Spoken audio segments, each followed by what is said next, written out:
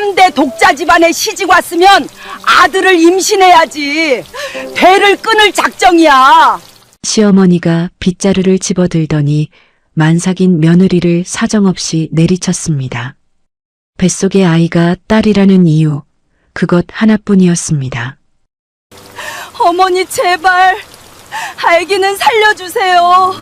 며느리가 바닥을 기며 애원했지만 남편은 방문을 걸어 잠그고 나오지 않았습니다.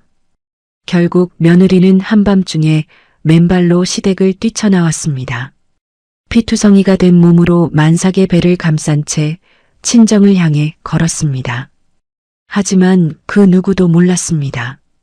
흙 묻은 손으로 딸의 피를 닦아주던 친정엄마가 사실 시댁이 올려다볼 수 없는 거대 재벌의 진짜 주인이라는 사실을요. 딸의 상처를 본 그날 밤 그녀를 짓밟던 그 집안이 완전히 무너져 내리기 시작합니다. 사연을 이어가기 전에 시청자 여러분은 지금 어디에서 듣고 계신가요? 댓글로 알려주시면 오늘 하루 좋은 일만 생기시라고 기운 팍팍 보내드릴게요. 깊은 밤 지리산 자락에 자리 잡은 낡은 기와집. 가로등 하나 없는 산길은 칠흑 같은 어둠에 잠겼어요. 풀벌레 소리만 고요를 깨트리던 그때였습니다. 누군가 대문을 거칠게 두드리는 소리가 들렸어요. 방 안에서 약초를 정리하던 상철이 고개를 들었습니다. 아내 미숙도 깜짝 놀라 마당으로 뛰어나갔어요. 이 밤중에 대체 누구세요? 미숙이 떨리는 목소리로 대문을 열었습니다. 그곳에는 온몸이 피투성이가 된 연희가 서 있었어요. 연희는 만삭의 배를 움켜쥐고 바닥에 쓰러졌습니다. 엄마, 아빠, 살려줘요. 연희의 목소리는 갈라진 틈 사이로 새어나왔어요. 입술은 터져서 피가 맺혔고 눈가는 시퍼렇게 멍이 들었습니다. 머리카락은 한 움큼이나 빠져 듬성듬성 비어 있었어요. 연희야, 이게 대체 무슨 일이냐? 상철이 달려나와 딸을 품에 안았습니다. 연희의 얇은 원피스 위로 선명한 피멍 자국이 보였어요. 온몸이 매질을 당해 성한 곳이 하나도 없었습니다. 사건은 며칠 전으로 거슬러 올라갑니다. 시어머니 춘희는 며느리의 방을 몰래 뒤졌어요. 그러다 장롱 깊숙이 숨겨진 분홍색 아기 옷을 발견했습니다. 이게 뭐야? 분홍색? 설마 딸을 가진 거야? 시어머니는 곧장 단골 무속인을 찾아가 복채를 내밀었어요. 무속인은 방울을 흔들더니 얼굴을 잔뜩 찌푸렸습니다. 뱃속의 아이는 계집이야. 아주 지독한 년이지. 뭐라고요? 우리 집안 3대 독자 아들이 아니고요? 이 년은 제 어미랑 똑같이 사람 잡아먹을 팔자야. 남편 앞길 다 막고 집안 망하게 할 사주라고. 춘희의 눈이 뒤집혔습니다. 집으로 돌아온 춘희는 현관에 들어서자마자 소리를 질렀어요. 연희가 놀란 가슴을 쓸어내리며 마중을 나왔습니다. 어머니, 다녀오셨어요? 안색이 안 좋으세요. 누가 내 어머니냐? 이 재수없는 년아.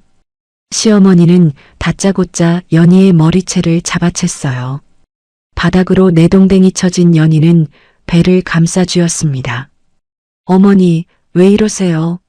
제발 그만하세요. 감히 우리 집대를 끊을 셈이야? 내 뱃속의 아이가 딸이라며. 우리 집은 딸 따위 필요 없다. 당장 이 집에서 나가. 시어머니는 마당에 있던 대나무 빗자루를 집어들었습니다. 그리고 만삭인 며느리의 등을 사정없이 내리쳤어요. 3대 독자 집안에 시집 왔으면 아들을 낳아야지. 이런 쓸모없는 년, 너 같은 건 죽어도 싸. 빗자루가 부러질 정도로 매질이 이어졌습니다. 연희는 바닥을 기며 살려달라고 애원했어요. 하지만 시어머니는 멈추지 않고 연희의 머리채를 다시 움켜쥐었습니다. 아, 어머니, 제발 아기는 살려주세요. 아기, 그 계집애도 너랑 같이 죽어야 우리 아들이 살지. 시어머니는 연희의 머리카락을 쥐고 방바닥을 질질 끌고 다녔어요. 연희의 머리카락이 통째로 빠져 방바닥에 흩뿌려졌습니다. 남편 성민은 거실 소음에도 방문을 걸어 잠그고 나오지 않았어요. 연희는 죽음의 공포 속에서 맨발로 집을 뛰쳐나왔습니다. 다시 지리산의 차가운 마당입니다. 상철은 딸의 처참한 모습을 보며 이를 악물었습니다. 미숙은 연희의 상처를 닦아주며 오열을 멈추지 못했어요. 연희야, 미안하다. 이 못난 엄마 아빠를 용서해라. 엄마, 나 너무 무서웠어. 아기가 잘못될까봐. 연희는 미숙의 품에서 짐승처럼 울부짖었습니다. 상철은 떨리는 손으로 딸의 머리를 쓰다듬었어요. 상철의 눈에는 서늘한 살기가 서리기 시작했습니다. 걱정 마라, 연희야. 이건 참을 수 없는 일이야. 그 인간들, 사람 잘못 건드렸다는 걸 뼈저리게 알게 될 거다. 상철은 방으로 들어가 낡은 서류함을 꺼냈습니다.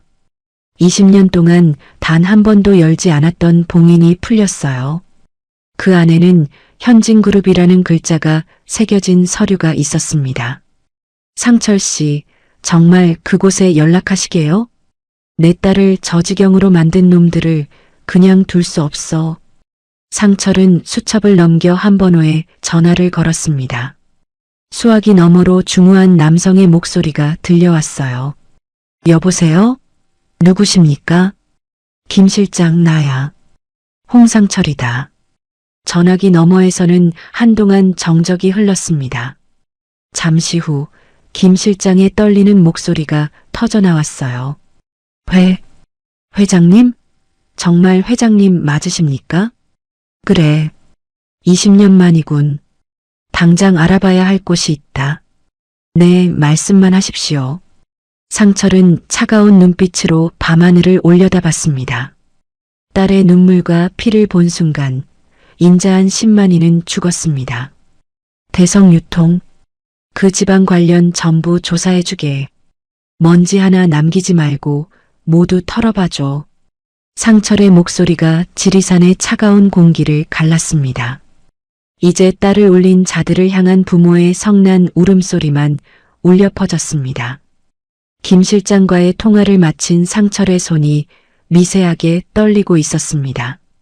20년이라는 긴 세월 동안 가슴 깊이 묻어두었던 이름, 홍상철. 그 이름을 다시 입 밖으로 내뱉는 순간 산속 10만이의 평온했던 삶은 끝이 났어요. 상철은 책상 위에 놓인 낡은 서류함 속 빛바랜 사진 한 장을 손에 쥐었습니다. 사진 속에는 젊은 날의 상철과 미숙이 환하게 웃고 있었어요. 그때의 상철은 대한민국 재계의 정점에 서 있던 현진그룹의 유일한 적통 후계자였습니다. 수천억의 자산과 막강한 권력이 보장된 길이었지만 상철은 그 모든 것을 오물처럼 버렸어요. 지리산에 휴양을 왔다가 우연히 그림을 그리던 미숙을 보고 첫눈에 반했기 때문입니다.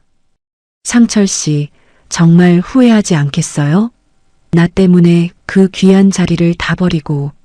당시 미숙은 미안함에 눈물을 흘리며 상철에게 물었지요. 상철은 아내의 거친 손을 따뜻하게 감싸쥐며 대답했습니다. 미숙 씨, 당신과 함께하는 이 산속의 공기가 100배는 더 달콤해요. 권력이라는 건 결국 남을 짓밟아야 유지되는 독배 같은 거니까요. 상철은 집안의 강요에 의한 정략 결혼을 단호히 거부했습니다. 부모님의 불호령을 뒤로한 채 미숙과 함께 지리산으로 들어와 소박한 약식 혼례를 올렸어요. 그렇게 20년을 10만이로 살며 단 한 번도 과거를 그리워한 적은 없었습니다. 하지만 오늘 그 평화가 무참히 짓밟히고 말았어요. 그때였습니다. 마당에서 거친 자동차 엔진 소리가 들려왔어요. 먼지를 풀풀 날리며 검은색 세단 한 대가 무례하게 마당 한복판까지 들어왔습니다.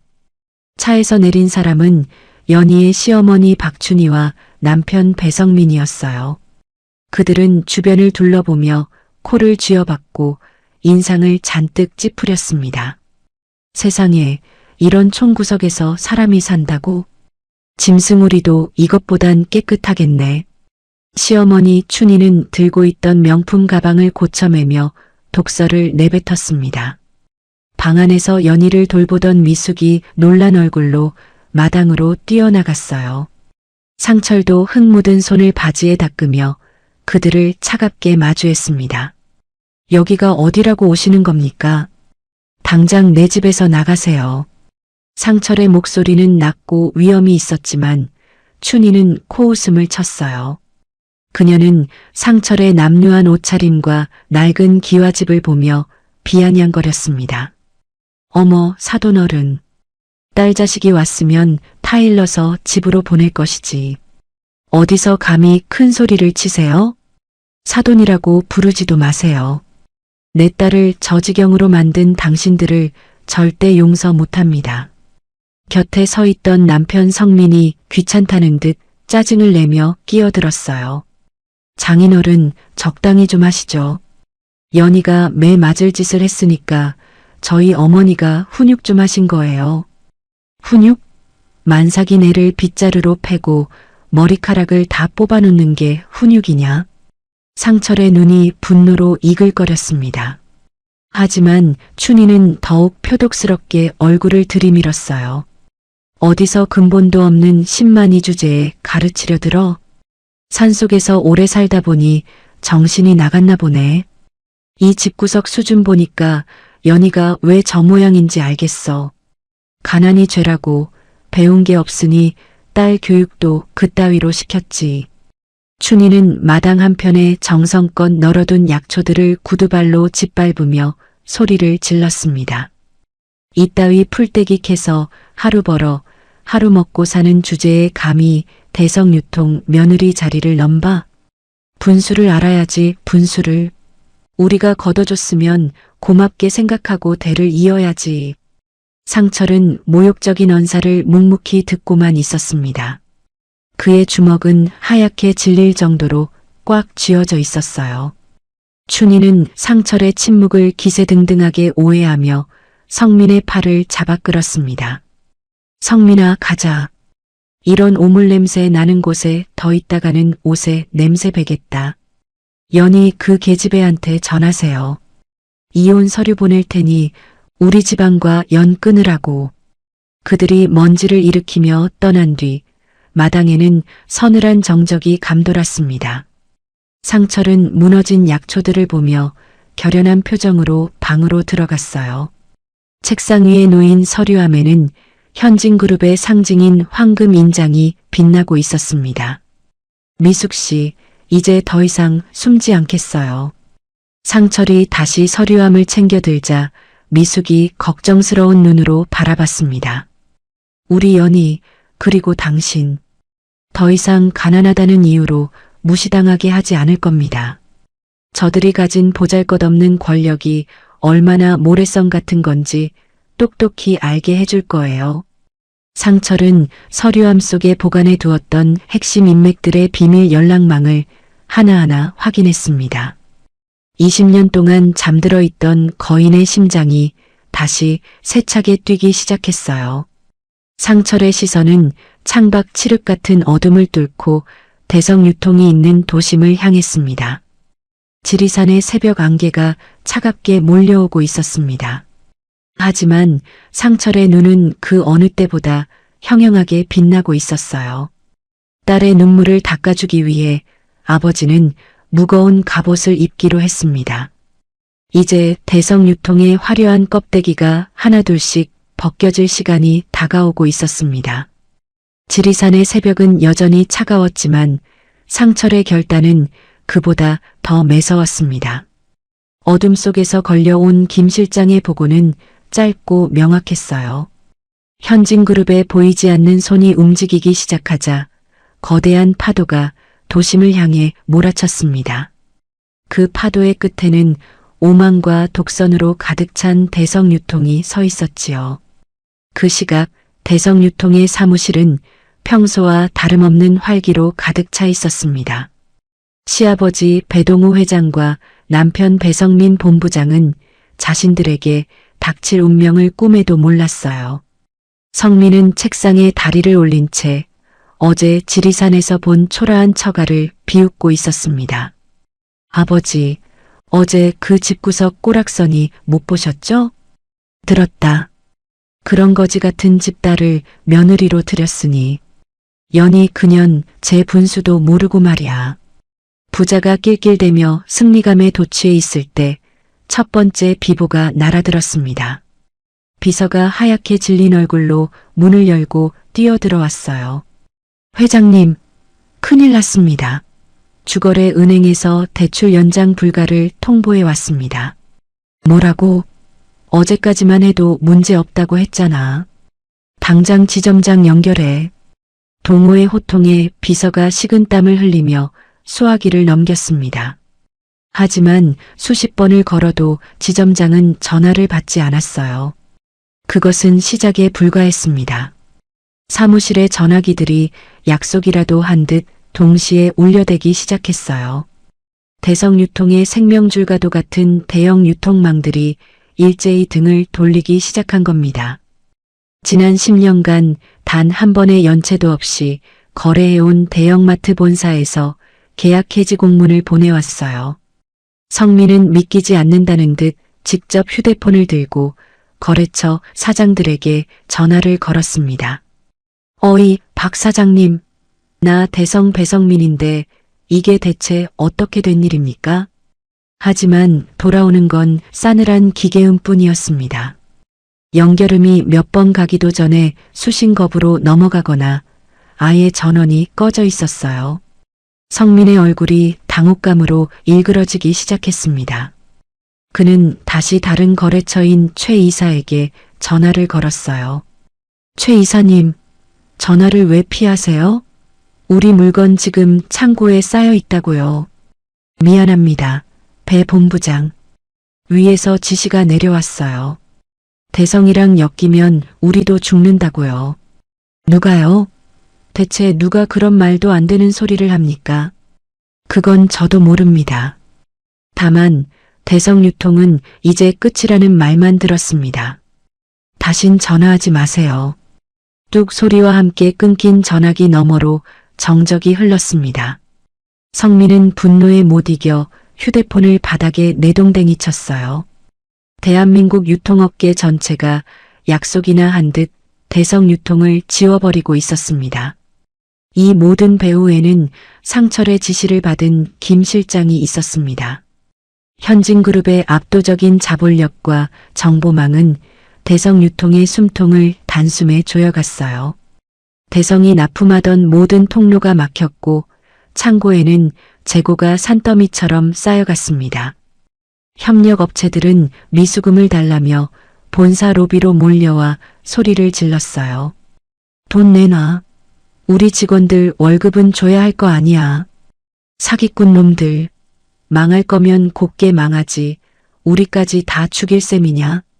아비규환이 된 로비를 창문 너머로 내려다보며 동호는 뒷목을 잡고 주저앉았습니다. 평생 일궈온 회사가 단 반나절 만에 공중분해될 위기에 처한 것이지요. 춘희 역시 집에서 이 소식을 듣고 비명을 질렀습니다. 자신이 휘두른 빗자루 하나가 이런 재앙을 불러왔을 줄은 상상도 못한 채 말입니다. 이게 다 그 재수없는 며느리년 때문이야. 그년 때문에 집안 망조가 들었어. 춘희는 여전히 남 탓을 하며 거실을 맴돌았습니다. 하지만 그녀가 믿고 의지하던 무속인조차 연락이 두절된 상태였어요. 대성유통이라는 배는 이미 거대한 암초에 부딪혀 서서히 침몰하고 있었습니다. 성민은 사무실 구석에서 덜덜 떨며 다시 전화기를 붙잡았습니다. 혹시나 하는 마음에 평소 형님이라 부르며 돈을 갖다 바치던 고위직 인맥들에게 전화를 돌렸어요. 그러나 돌아오는 대답은 하나같이 차가웠습니다. 여보세요? 실례지만 누구시죠? 죄송합니다. 끊겠습니다. 아니, 형님. 저 대성 성민이에요. 제발 도와주세요. 참. 대성유통? 아, 그 부도 직전이라는 회사? 거긴 이미 사형 선고 내려졌어. 귀찮게 굴지 마.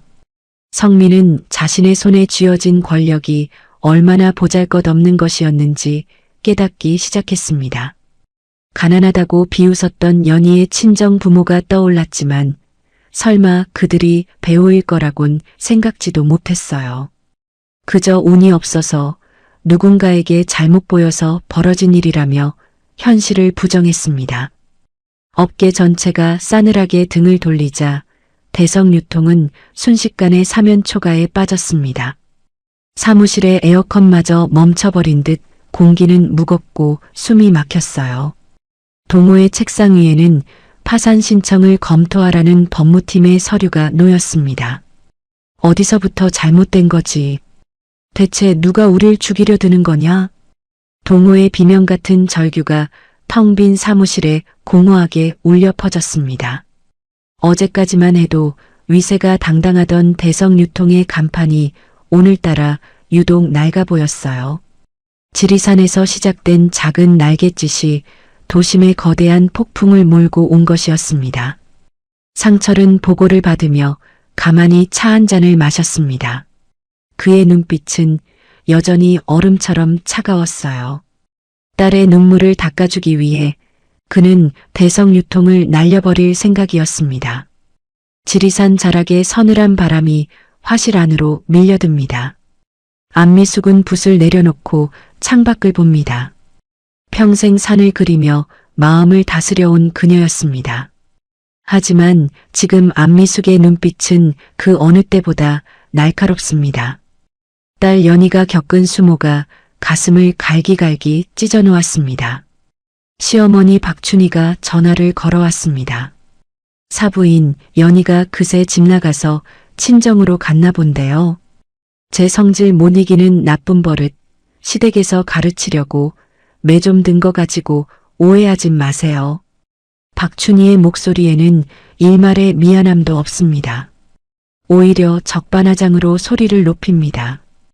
안미숙은 수화기를 꽉 움켜쥐었습니다.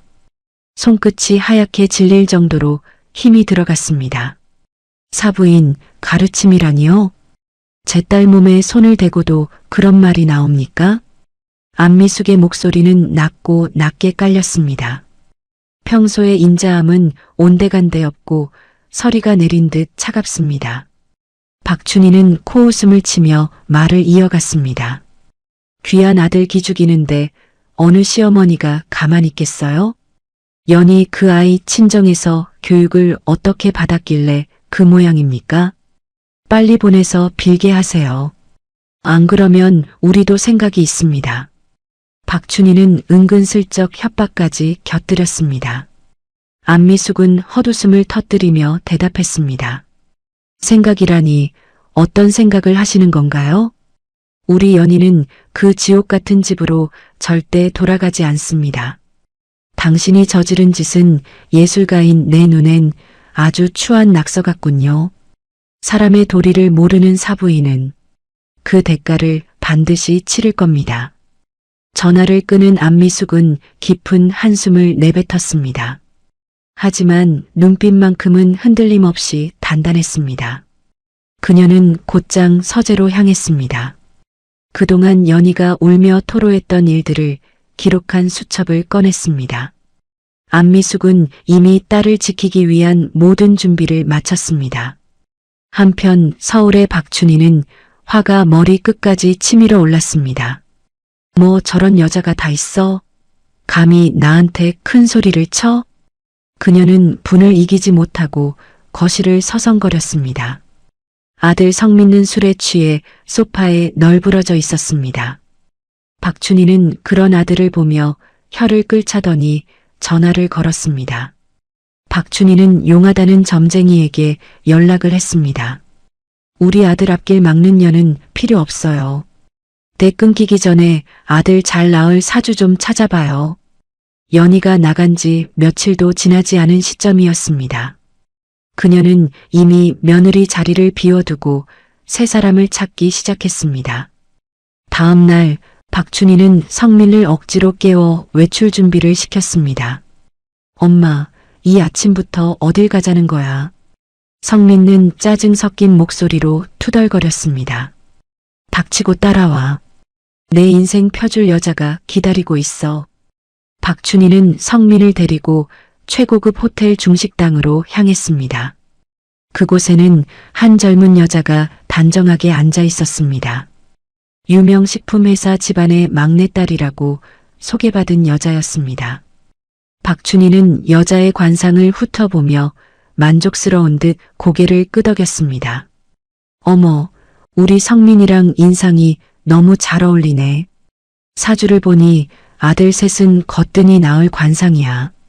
박춘희는 연희가 듣는다면 기가 찰 소리를 해댔습니다. 성민은 여자의 배경과 외모가 마음에 든 모양입니다. 안녕하세요. 배성민이라고 합니다. 성민은 연희를 때렸던 손으로 여자의 손을 잡았습니다. 박춘희는 입술을 실룩이며 흐뭇한 미소를 지었습니다. 그래, 이게 사람 사는 그림이지. 지리산 총구석 딸이랑은 비교도 안 되는구나. 그 시각 현진그룹 사무실은 긴박하게 움직였습니다. 안미숙의 부탁을 받은 조사팀이 대성유통의 비리를 파헤쳤습니다. 박춘희가 그동안 저지른 횡령과 탈세 자료가 산더미처럼 쌓였습니다. 팀장은 서류 뭉치를 안미숙에게 보고했습니다. 사모님, 대성유통의 비리 증거를 모두 수집했습니다. 안미숙은 보고서를 천천히 넘겨보았습니다. 종이를 넘길 때마다 박춘희의 악행이 낱낱이 드러났습니다. 자기 입속 챙기려 남의 눈에 피눈물 나게 했군요. 이런 사람들에게 내 딸이 고생했다니 가슴이 미어집니다. 안미숙의 목소리에는 단호한 의지가 서려 있었습니다. 지리산의 밤은 깊어만 갔습니다. 안미숙은 화실 한쪽에 놓인 연희의 사진을 어루만졌습니다. 연희야, 엄마랑 아빠가 다 해결해 줄게. 그 사람들이 흘린 악의 구렁텅이에서 너를 꼭 꺼내줄 거야. 그녀의 눈에 눈물 대신 강한 확신이 서렸습니다. 박춘희는 꿈에도 모른 채 새 며느리 맞을 생각에 들떠 있었습니다. 이번에는 아파트부터 명예 변경 확실히 받아낼 거야. 그 돈으로 대성유통 급한 불부터 꺼야지. 그녀는 혼자 술잔을 기울이며 헛된 꿈을 꾸었습니다. 성민도 옆에서 새로운 여자와 연락하느라 정신이 없었습니다. 상철은 현진그룹 법무팀을 불러 지시를 내렸습니다. 내일 아침 일찍 대성유통으로 소장을 보내세요. 그리고 박춘희가 관리하는 비밀장부도 검찰에 넘기세요. 딸의 인생을 망치려 했던 이들에게 똑똑히 보여줄 셈입니다. 법무팀 직원은 고개를 숙이며 대답했습니다. 네, 회장님 뜻대로 준비하겠습니다. 대성유통은 내일이면 큰 혼란에 빠질 겁니다. 상철은 차가운 차 한 잔을 마시며 창밖을 보았습니다. 먹구름이 몰려오는 것이 보였습니다. 박춘희의 집은 곧 불어닥칠 폭풍을 알지 못했습니다. 그들은 연희를 내쫓고 나니 일이 잘 풀리는 듯 취해 있었습니다. 그 집 딸내미, 이제 와서 빌어도 소용없어. 박춘희는 아들에게 호기롭게 말했습니다. 하지만 그들의 무식한 확신은 곧 산산조각이 날 예정입니다. 안미숙은 다시 붓을 들었습니다. 이번에 그리는 그림은 아주 강렬한 붉은색이었습니다. 악한 자의 말로는 이처럼 뜨거울 겁니다. 그녀는 캔버스 위에 단호한 붓질을 남겼습니다. 지리산의 전기가 안미숙의 결단에 힘을 실어주는 듯 했습니다. 다음 날 아침 박춘희의 집 대문벨이 울렸습니다. 누구야? 이 아침부터 시끄럽게. 잠에서 덜 깬 박춘희가 문을 열었습니다. 그녀 앞에는 정장을 입은 남자들이 서 있었습니다. 그들의 손에는 법원에서 보낸 소장과 압수수색 영장이 들려 있었습니다. 박춘희의 얼굴이 순식간에 흑빛으로 변했습니다. 이게 다 뭡니까? 당신들 누구야? 그녀는 소리를 질렀지만 아무도 대꾸하지 않았습니다. 직원들은 거침없이 집 안으로 들이닥쳤습니다. 성민도 놀라 거실로 뛰쳐나왔습니다. 안미숙은 지리산에서 그 소식을 들었습니다. 그녀는 덤덤하게 붓을 씻으며 말했습니다. 박춘희 씨, 내 딸 연희가 흘린 눈물만큼 당신은 피눈물을 흘리게 될 거예요. 안미숙의 목소리가 산기슭에 메아리 쳤습니다. 지리산 자락, 상철의 집 앞마당에 무거운 정적이 내려앉았습니다. 상철은 묵묵히 마당 한쪽에서 장작을 패며 땀을 닦습니다. 그때 산 아래쪽에서 예사롭지 않은 엔진 소리가 들려옵니다. 먼지를 일으키며 검은색 고급 세단 여러 대가 줄지어 올라옵니다. 상철은 도끼를 내려놓고 천천히 그 광경을 바라봅니다. 비포장도로를 헤치고 온 차들이 마당 입구에 멈춰 섰습니다. 차 문이 열리고 검은 정장 차림의 수행원들이 일제히 내립니다. 그리고 가장 뒷부분의 상성문이 열리며 기품 있는 여인이 내립니다. 바로 현진그룹 현 회장의 부인이자 상철의 제수인 민정아입니다. 민정아는 차에서 내리자마자 상철을 발견하고는 걸음을 멈춥니다. 그녀의 눈시울이 순식간에 붉어지며 입술이 떨리기 시작했습니다. 민정아는 서둘러 상철의 앞으로 달려와 그대로 바닥에 엎드렸습니다. 수천만 원짜리 명품 옷이 흙바닥에 쓸리는 것 따위는 보이지 않았습니다. 아주버님, 용서하십시오. 어떻게 이런 산골에서 힘든 생활을 하셨습니까? 민정아는 바닥에 이마를 대고 서럽게 통곡하기 시작했습니다. 저희가 무능해서 아주버님을 너무 늦게 찾았습니다. 현진그룹의 진짜 기둥이신 아주버님을 이렇게 모셔두다니 저희는 죽을 죄를 지었습니다. 민정아의 애끓는 목소리가 온 산을 울렸습니다. 이때 집 뒤편 나무 뒤에 숨어서 이 광경을 훔쳐보던 이들이 있었습니다. 검찰 조사를 피해 마지막 희망이라며 상철에게 매달리러 온 박춘희와 성민입니다. 그들은 상철의 집 근처에서 기회를 엿보다가 화려한 행차를 보고 얼어붙었습니다. 박춘희는 입을 벌린 채 손을 부들부들 떨었습니다. 성민아, 저 여자 뉴스에서 보던 현진그룹 안주인 아니냐? 성민 역시 안색이 창백해져서 침을 꿀꺽 삼켰습니다. 어머니, 지금 저 여자가 장인어른한테 아주버님이라고 불렀어요. 현진그룹의 진짜 주인이라고. 지금 우리가 무슨 짓을 한 거죠? 박춘희는 다리에 힘이 풀려 주저앉으며 신음 섞인 소리를 냈습니다. 자신들이 발로 짓밟고 무시했던 노인이 거대 기업의 뿌리였다는 사실에 눈앞이 캄캄해졌습니다. 민정아는 무릎을 꿇은 채 상철의 투박한 손을 잡았습니다. 아주버님 찾지 못해서 죄송합니다. 그런데 연희가 당한 수모를 들었습니다. 그 천박한 인간들이 감히 누구를 건드렸는지 뼈저리게 후회하게 만들겠습니다. 민정아의 목소리에는 서슬퍼런 복수심과 깊은 자책이 섞여 있었습니다. 상철은 허리를 숙여 민정아의 어깨를 조심스럽게 잡아 일으켰습니다. 일어나세요, 재수씨. 미안해하지 마세요. 내가 세상을 등지고 이곳에 숨어든 것인데 누구의 잘못도 아닙니다.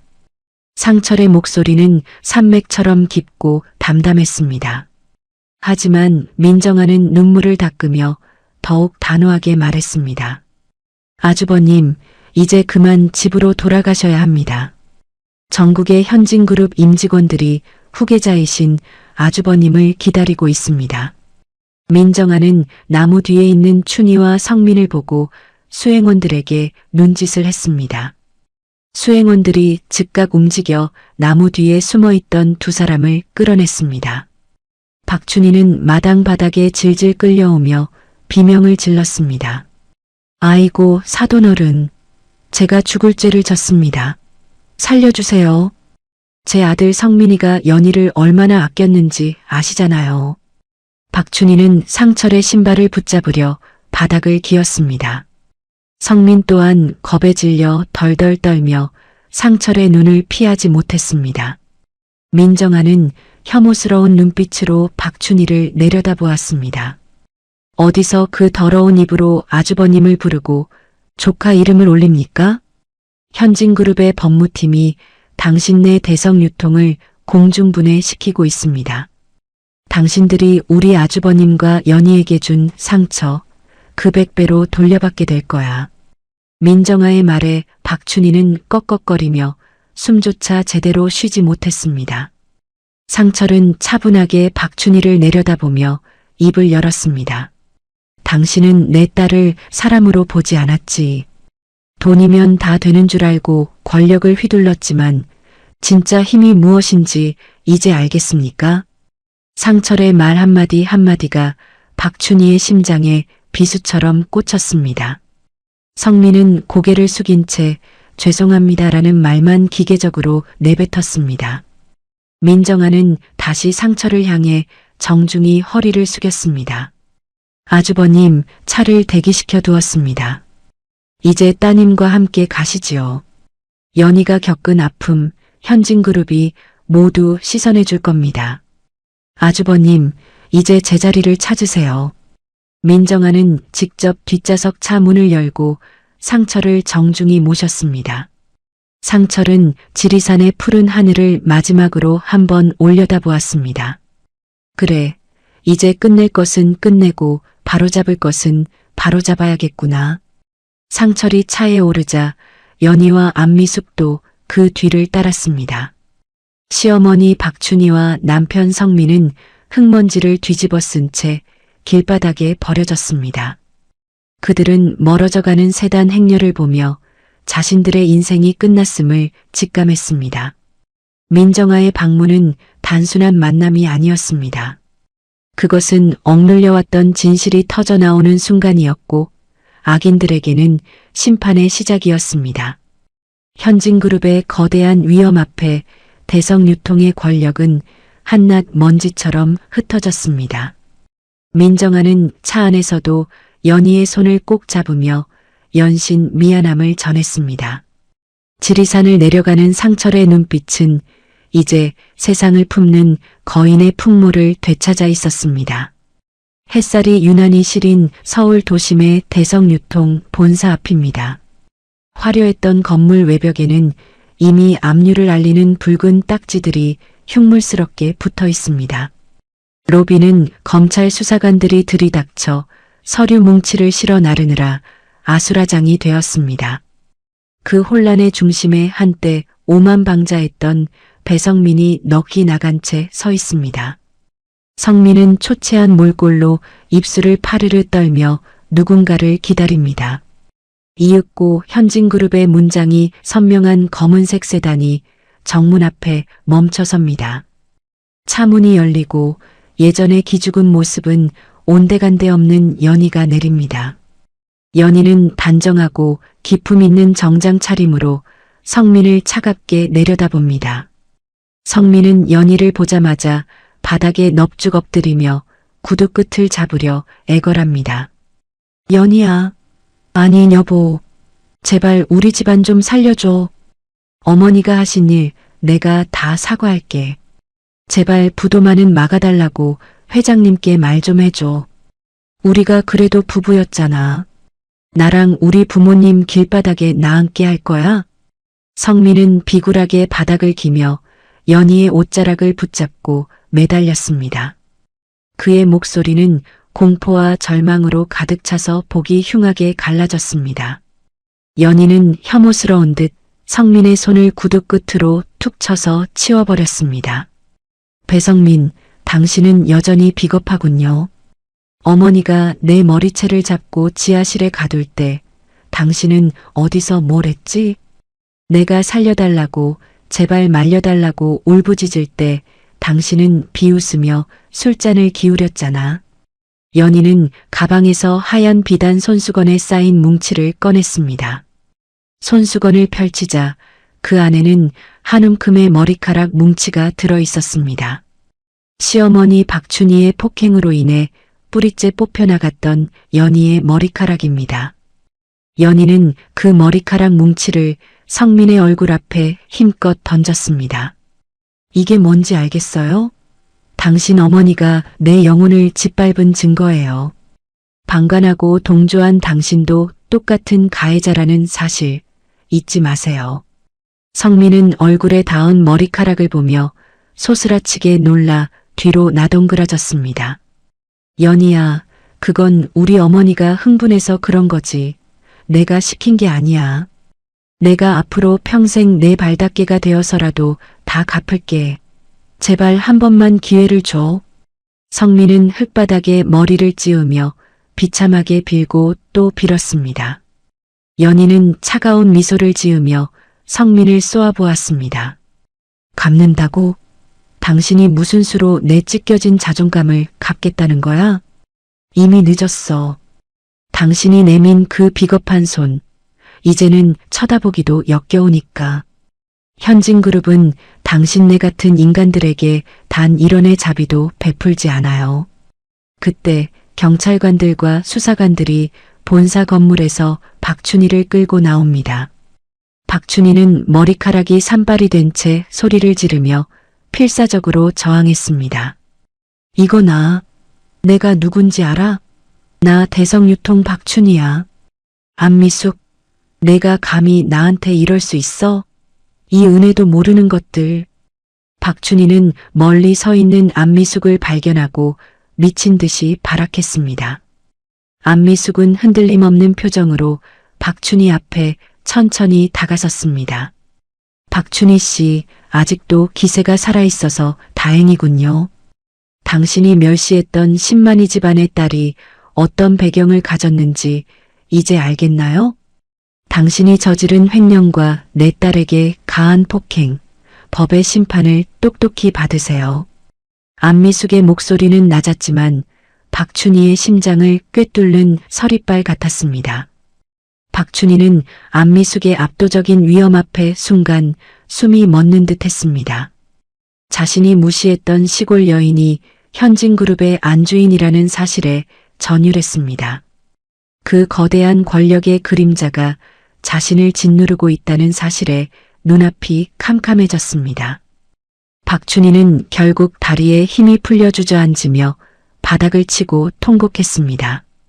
사부인, 내가 잠시 미쳤었나 봅니다.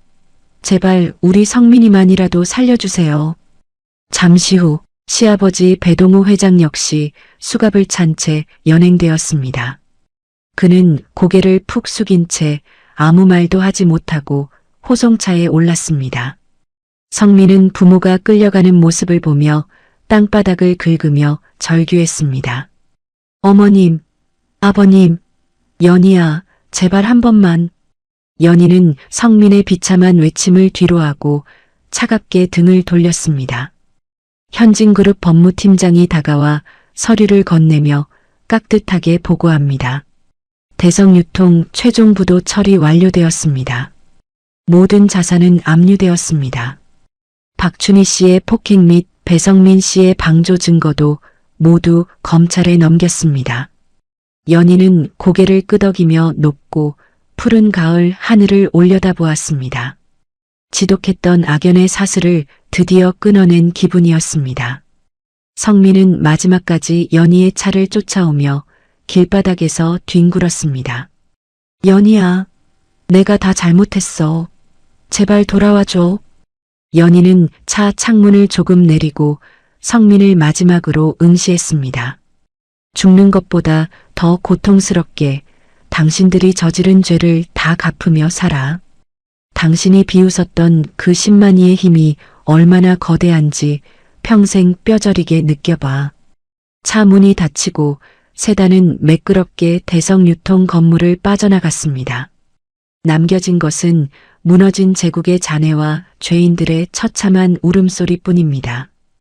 돈이면 다 되는 줄 알았던 탐욕의 끝은 이토록 비참하고 초라했습니다. 박춘희는 호송차 안에서 창살을 붙잡고 피눈물을 흘리며 후회했습니다. 성민은 먼지 구덩이 속에서 넋을 잃고 앉아 자신의 인생이 끝났음을 깨달았습니다. 연희는 옆에 앉은 아버지 상철의 거친 손을 꼭 잡았습니다. 상철은 말없이 딸의 어깨를 토닥이며 부드러운 미소를 지어 보였습니다. 연희야, 고생 많았다. 이제 무거운 짐 다 내려놓고 우리 집으로 가자. 상철의 따뜻한 목소리에 연희는 참아왔던 눈물을 소리 없이 흘렸습니다. 그것은 슬픔이 아니라 모든 상처가 씻겨나가는 정화의 눈물이었습니다. 지리산에서 온 10만이 상철의 정체는 대한민국 재계를 뒤흔들었습니다. 그가 가진 거대한 부와 권력은 오직 소중한 가족을 지키기 위한 방패였습니다. 악인들은 그 단단한 방패에 부딪혀 흔적도 없이 산산조각이 났습니다. 현진그룹의 정통 후계자라는 이름보다 아버지라는 이름이 더 빛나는 순간이었습니다. 연희의 앞날에는 이제 지리산의 맑은 정기와 밝은 태양만이 가득할 것입니다. 지리산의 정기가 가득한 안개 너머로 눈부신 아침 햇살이 쏟아집니다. 그동안의 모진 풍파를 다 씻어내기라도 하듯 상공기는 더없이 맑고 달콤합니다. 상철의 집 마당에는 예전과 다른 평화로운 생명력이 넘실거립니다. 방 안에서는 갓 태어난 아기의 우렁찬 울음소리가 산자락에 메아리칩니다. 연희는 부모의 지극정성 어린 간호 속에서 건강한 딸을 순산했습니다. 안미숙은 정성껏 끓인 미역국을 들고 방으로 들어오며 환하게 웃습니다. 연희야, 고생 많았다. 아기가 너를 꼭 닮아서 정말 예쁘구나. 안미숙은 딸의 땀 젖은 머리칼을 넘겨주며 눈시울을 붉혔습니다. 연희는 품에 안긴 작은 생명을 바라보며 처음으로 진정한 행복을 느꼈습니다. 시댁에서의 그 지옥 같은 기억은 이제 먼지처럼 사라지고 없었습니다. 상철은 마당에서 귀한 산삼과 약초들을 다듬느라 여념이 없습니다. 딸의 산후조리를 위해 그가 직접 산을 타며 정성으로 캔 보물들입니다. 상철은 방문을 살짝 열고 아기를 바라보며 인자한 미소를 지었습니다. 우리 강아지, 이 할아버지가 지켜줄 테니 걱정 말고 쑥쑥 자라거라. 상철의 묵직한 목소리에는 손녀를 향한 무한한 사랑이 담겨 있습니다.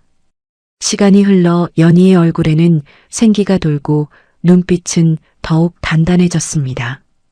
그녀는 더 이상 누군가에게 휘둘리는 연약한 며느리가 아니었습니다. 연희는 부모님이 산에서 직접 채취한 귀한 약초들을 바라보며 결심했습니다. 어머니, 아버지, 저 이 약초들로 사람들의 마음을 고쳐주는 일을 하고 싶어요. 제가 아파 보니까 알겠더라고요. 몸보다 마음이 아픈 사람이 정말 많다는 걸요. 상철과 안미숙은 딸의 당당한 제안에 기쁘게 고개를 끄덕였습니다. 얼마 후 지리산 자락이 내려다 보이는 양지 바른 곳에 작은 건물이 들어섰습니다. 자연과 어우러진 단아한 전통 찻집, 이름은 노건이라 지었습니다. 푸른 동산이라는 뜻처럼 지친 이들이 쉬어갈 수 있는 안식처가 되길 바랐습니다. 연희는 이제 한 아이의 엄마이자 당당한 사업가로서 첫 발을 내디뎠습니다. 노건의 문이 열리면 은은한 약초향과 사람 사는 냄새가 번져 나옵니다. 연희는 직접 법제한 약재를 정성껏 우려내어 손님들에게 건넵니다. 이 차는 마음을 진정시키고 몸의 기운을 돋우는데 아주 좋습니다. 그녀의 목소리는 부드러우면서도 상대방의 마음을 어루만지는 힘이 있습니다. 소문을 듣고 찾아온 사람들은 연희의 차 한 잔에 위로를 얻고 돌아갔습니다. 상철은 찻집 뒤편 약초밭에서 잡초를 뽑다가 손녀를 등에 업고 들어옵니다. 우리 공주님, 엄마 일하는 거 보러 왔구나. 허허. 상철의 웃음소리가 찻집 안을 가득 채우자 손님들도 덩달아 미소 짓습니다. 연희는 아이를 받아 안으며 세상에서 가장 아름다운 미소를 보였습니다. 아빠, 오늘도 고생 많으셨어요. 덕분에 손님들이 약초가 정말 좋다고 난리예요. 상철은 쑥스러운 듯 머리를 극적이며 대답했습니다. 내가 하는 게 뭐 있느냐? 우리 딸이 정성을 다하니 약효가 사는 거지. 연희야, 이제 정말 내 인생을 살고 있는 것 같아. 이 아비는 참 좋다. 상철은 딸의 손을 꼭 잡으며 대견한 마음을 감추지 못했습니다. 연희는 아버지의 거친 손등에 얼굴을 기대며 속삭였습니다. 아버지, 저 정말 행복해요. 그곳에서 도망칠 땐 끝인 줄만 알았는데 이렇게 다시 일어설 수 있게 지켜주셔서 정말 감사합니다. 이제는 저도 우리 아이에게 자랑스러운 엄마가 될 수 있을 것 같아요. 연희의 눈에는 고난을 이겨낸 자만이 가질 수 있는 깊은 광채가 납니다. 그녀는 과거의 트라우마를 약초향으로 씻어내며 매일 성장하고 있었습니다. 안미숙은 찻집 한쪽에 걸어둘 그림을 완성해 들고 왔습니다. 지리산의 푸른 숲과 그 품에 안긴 가족의 모습을 담은 따뜻한 작품입니다. 우리 노건의 보물 1호는 바로 이 가족의 사랑이란다. 안미숙의 말에 연희는 행복한 웃음을 터뜨리며 고개를 끄덕였습니다. 찻집 노건은 단순한 가게가 아니라 상처받은 영혼들이 치유받는 성전이었습니다. 어느덧 해가 뉘엿뉘엿 저물며 산자락을 붉게 물들입니다. 연희는 퇴근 준비를 하며 찻집의 조명을 하나둘 끕니다. 그녀의 걸음걸이에는 당당함과 여유가 넘쳐 흐릅니다. 누구의 아내도 누구의 며느리도 아닌 인간 홍연희로서의 삶입니다. 지리산은 그런 그녀를 포근하게 감싸 안으며 응원하는 듯 했습니다.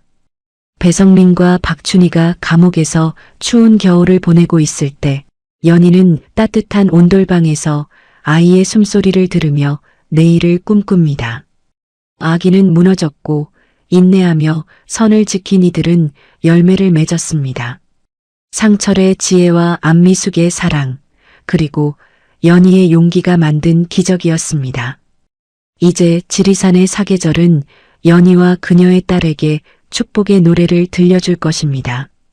지리산 10만이의 딸로 태어나 화려한 도시의 며느리로 살았던 시간들. 그 모든 아픔은 이제 노건의 깊은 찬물 속에 녹아 사라졌습니다. 연희는 오늘도 찻잔을 닦으며 다짐하고 또 다짐합니다. 더 당당하게, 더 따뜻하게 살아가자. 나는 지리산의 딸이니까. 그녀의 다짐이 밤바람을 타고 산 너머 멀리 퍼져나갑니다. 세상 사람들은 말합니다. 지리산에 가면 마음을 고쳐주는 여인이 있다고. 그 여인의 차 한 잔이면 세상의 모진 풍파도 이겨낼 힘이 생긴다고 말이죠. 연희는 이제 누군가의 도움을 받는 존재가 아닌 누군가를 돕는 큰 나무가 되었습니다. 상철이 평생 지켜온 산처럼 연희도 그렇게 깊고 넓은 사람이 되어가고 있습니다.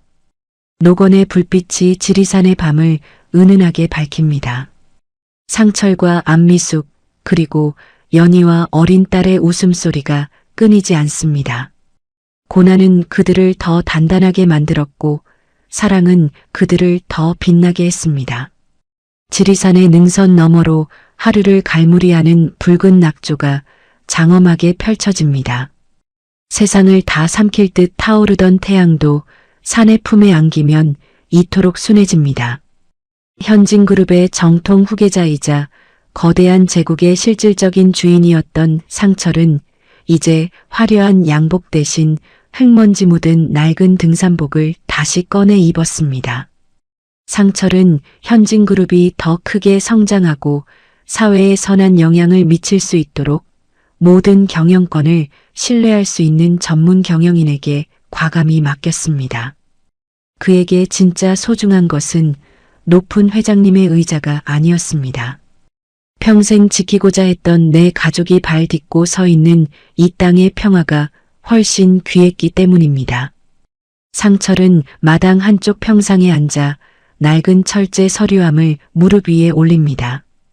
그 안에는 경영권 승계 서류 대신 빛바랜 가족사진과 약초 도감이 들어 있습니다. 상철은 사진 속 연희의 어린 시절을 어루만지더니 조용히 서류함을 닫았습니다. 이제 이 서류함이 누군가를 심판하는 무기가 될 일은 다시는 없을 것입니다. 상철은 곁에 앉은 아내 미숙의 손을 가만히 맞잡았습니다. 여보, 이제야 마음이 참 편안하구려. 역시 우리는 산 사람인가 봐요. 미숙은 남편의 어깨에 머리를 기대며 평온한 미소를 지어 보였습니다. 그러게요. 그 화려한 서울 집보다 흙냄새 나는 지리산이 우리 집 같네요. 연희도 우리 손녀도 저렇게 밝게 웃는 걸 보니 이제 다 보상받은 기분이에요. 두 사람의 시선은 마당 너머 찻집 노건으로 향했습니다. 창문 틈으로 아이의 맑은 웃음소리가 새어나옵니다. 연희는 아이를 등에 업고 손님들에게 내놓을 찻잔을 정성껏 닦고 있습니다. 그녀의 얼굴에는 과거의 그늘이나 아픔의 흔적은 더 이상 찾아볼 수 없습니다. 연희는 창밖에 부모님을 발견하고는 손을 흔들며 환하게 웃어 보였습니다. 어머니, 아버지, 이따가 제가 새로 우려낸 약차 한잔 하러 오세요. 상철은 고개를 끄덕이며 허허로운 웃음을 터뜨렸습니다. 그는 깨달았습니다. 진정한 권력은 남을 짓밟고 올라서는 자리가 아니라 사랑하는 사람을 지켜내고 그들의 웃음소리를 매일 들을 수 있는 평범한 일상에 있다는 것을요. 상철은 다시 10만이의 지팡이를 짚고 일어나 산을 올려다보았습니다. 내일 아침이면 그는 다시 이름 모를 약초를 찾아 깊은 숲으로 향할 것입니다. 박춘희와 성민이 탐욕에 눈이 멀어 잃어버린 것이 바로 이 소박한 행복이었습니다. 그들이 무시했던 10만이의 삶은 결코 비루한 것이 아니었습니다. 자연의 섭리에 순응하며 정직하게 땀 흘려 얻은 것을 소중히 여기는 삶. 그 정직한 뿌리가 있었기에 상철은 거대 기업의 풍파 속에서도 흔들리지 않았습니다. 이제 대성유통의 비극은 사람들의 기억 속에서 희미해져 가지만 지리산 노건의 따뜻한 찬물은 오랫동안 사람들의 상처를 씻어줄 것입니다. 미숙은 캔버스 앞에 앉아 마지막 붓 터치를 정성스럽게 갈무리합니다. 그림 속에는 서로의 손을 맞잡고 노을을 바라보는 가족의 뒷모습이 담겨 있습니다. 이제 정말 우리 이야기가 완성된 것 같네요. 참 길고도 험한 길이었어요. 상철은 아내의 어깨를 감싸 안으며 나지막이 읊조렸습니다. 고생 많았소, 임자. 이제는 다 잊읍시다. 산이 저렇게 다 품어주지 않소.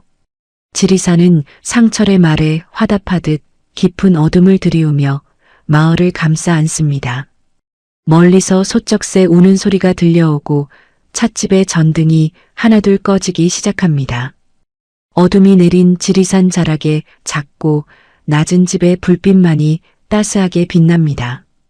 그 불빛 아래에서 연희는 아이에게 옛날 이야기를 들려주며 잠을 청합니다. 옛날 옛적에 아주 용감한 10만이 할아버지가 살았단다. 그녀의 목소리는 밤바람을 타고 산맥을 넘어 평화롭게 퍼져나갑니다. 네 사람의 그림자가 하나로 합쳐지며 지리산의 일부가 됩니다. 탐욕은 짧고 정의는 길며 사랑은 그 모든 것을 이기고 영원하다는 진실이 산자락에 머뭅니다. 상철은 조용히 미소 짓습니다. 그래, 이게 진짜 사람 사는 맛이지. 가족을 위해 자신을 던지고 다시 소박한 자리로 돌아온 용기가 만든 기적입니다.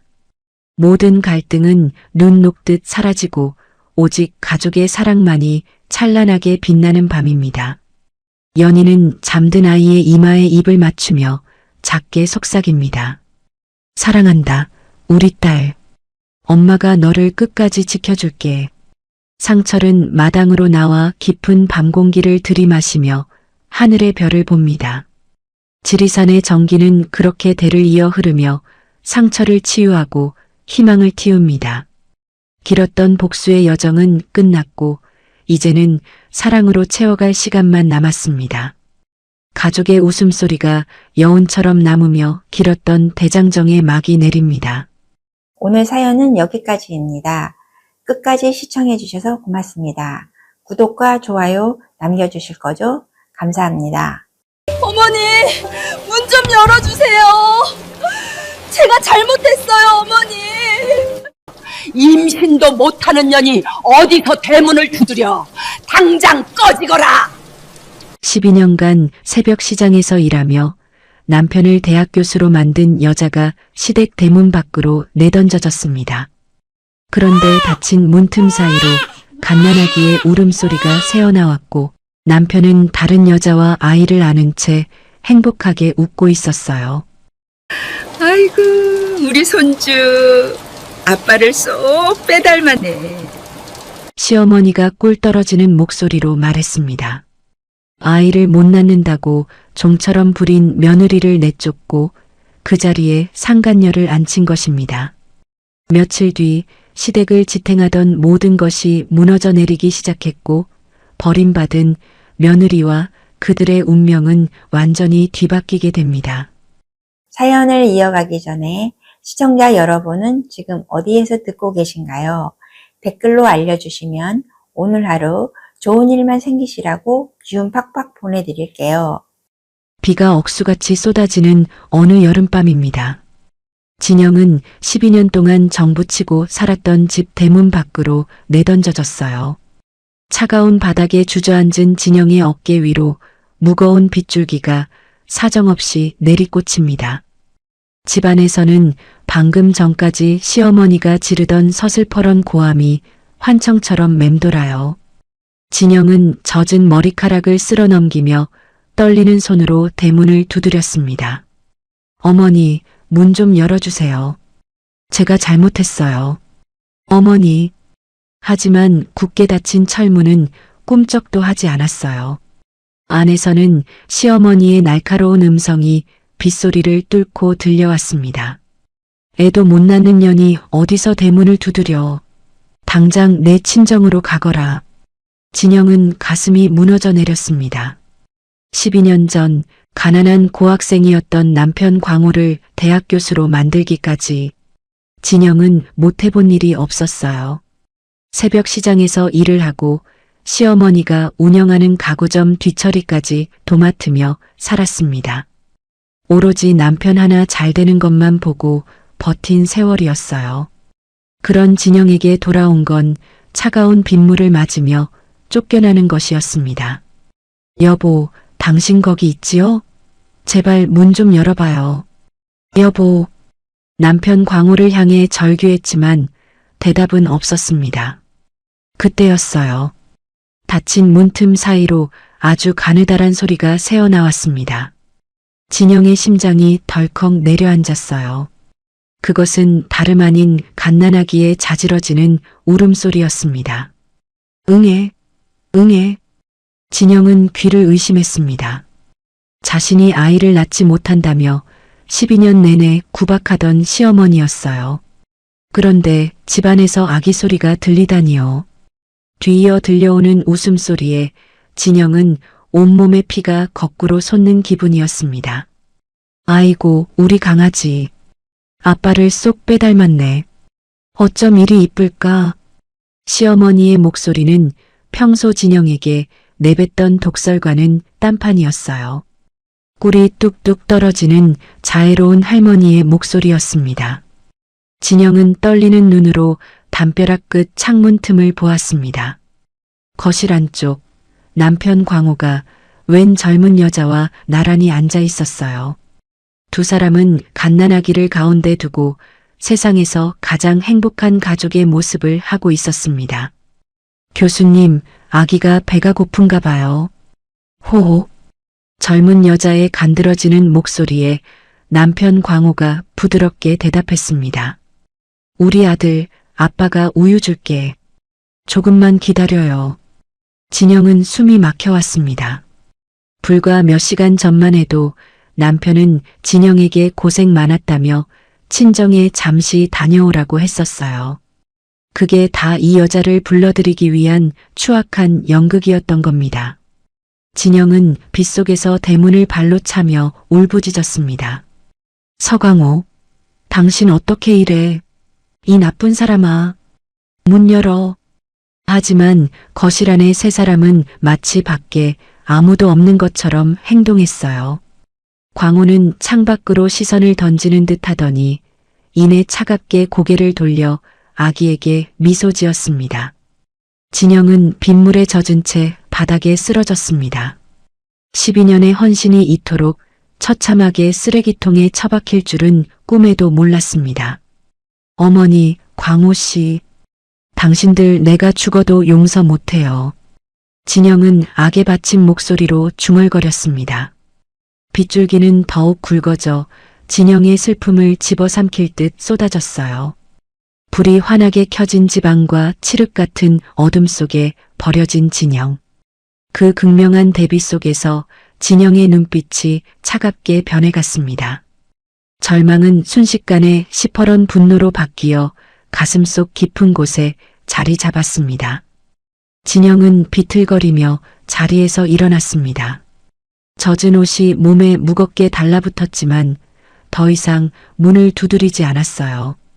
대신 안에서 들려오는 행복한 웃음소리를 하나하나 가슴에 새겼습니다.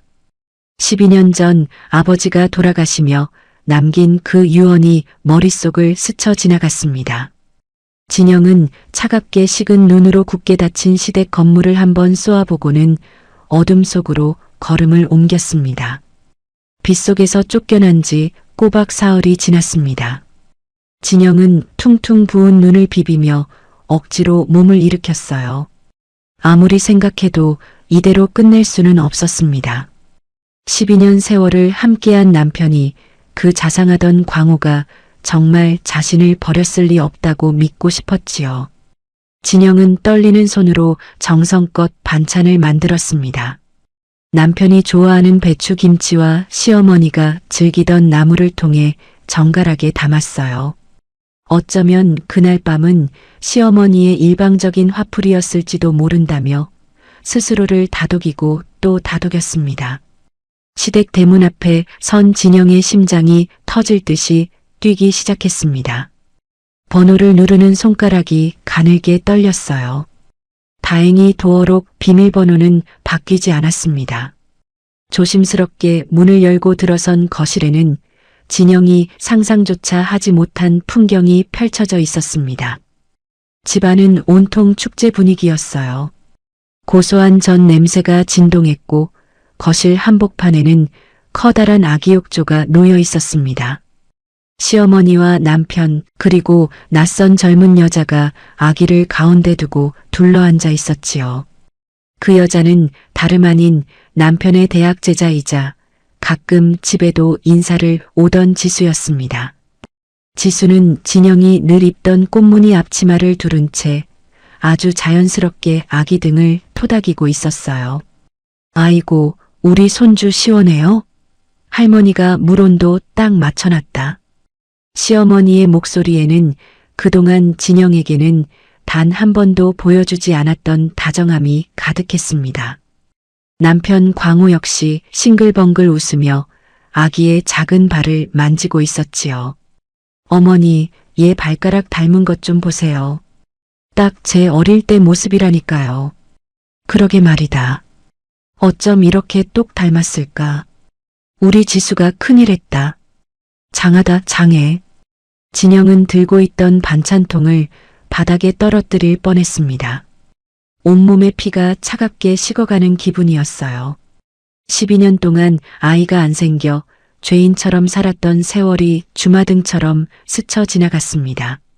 남편은 그런 아내의 상처를 알면서도 제자와 살림을 차리고 아이까지 낳아 시댁 안방을 내준 것이지요. 진영은 떨리는 목소리로 겨우 입을 뗐습니다. 지금 여기서 뭐 하시는 거예요? 즐겁던 거실의 공기가 순식간에 얼어붙었습니다. 세 사람의 시선이 한꺼번에 문가에 서 있는 진영에게 꽂혔어요. 시어머니는 반가움은커녕 오물이 들어온 듯 미간을 찌푸리며 자리에서 일어났습니다. 내가 여기가 어디라고 발을 들여?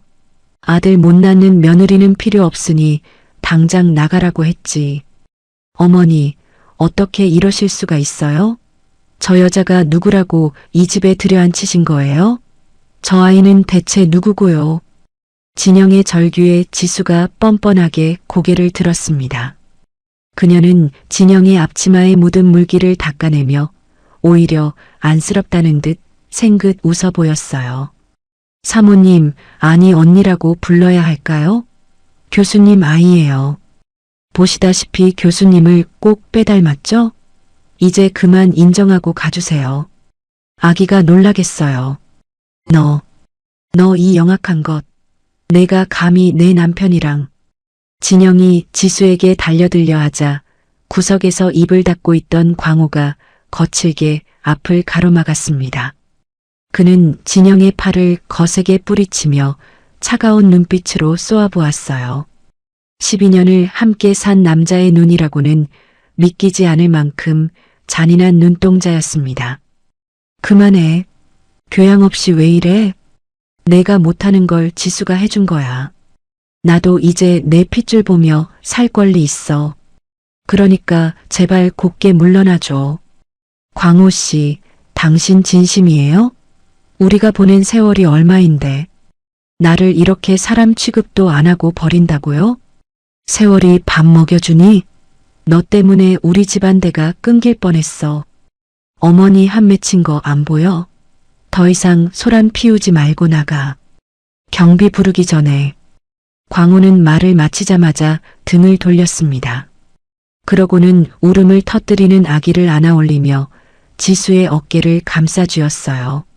마치 진영이라는 사람은 처음부터 이 집에 존재하지 않았던 것처럼 세 사람은 다시 완벽한 가족의 모습으로 돌아갔습니다.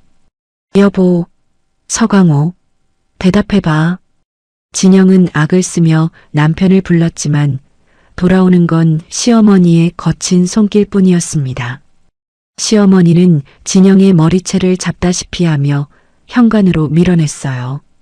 바닥에 흩어진 반찬통들이 밟히고 뒤섞여 엉망진창이 되었습니다. 이 재수없는 년, 우리 귀한 손주 놀라니까 당장 꺼져. 어디서 감히 말도 안 되는 소리를 해? 씨도 못 부리는 밭은 갈아엎는 게 당연한 거지. 쾅 하고 닫히는 문소리가 진영의 심장에 박혔습니다. 복도에 홀로 남겨진 진영은 숨이 가빠왔어요. 눈앞이 캄캄해지고 바닥이 빙글빙글 돌기 시작했습니다. 12년의 헌신, 밤잠 줄여가며 뒷바라지했던 고통스러운 기억들이 화살이 되어 가슴을 찔러댔지요. 어떻게 이럴 수가. 진영은 벽을 짚고 비틀거리다 결국 차가운 대리석 바닥 위로 쓰러졌습니다. 정신을 잃어가는 찰나에도 집안에서 들려오던 아기 울음소리와 세 사람의 웃음소리가 귓가를 맴돌았어요. 얼마나 시간이 흘렀을까요? 눈을 떴을 때는 이미 친정집 안방이었습니다. 땀에 푹 젖은 진영을 발견한 친정엄마가 사색이 되어 진영의 손을 주무르고 있었지요. 진영은 엄마의 얼굴을 보자마자 참았던 울음을 터뜨렸습니다.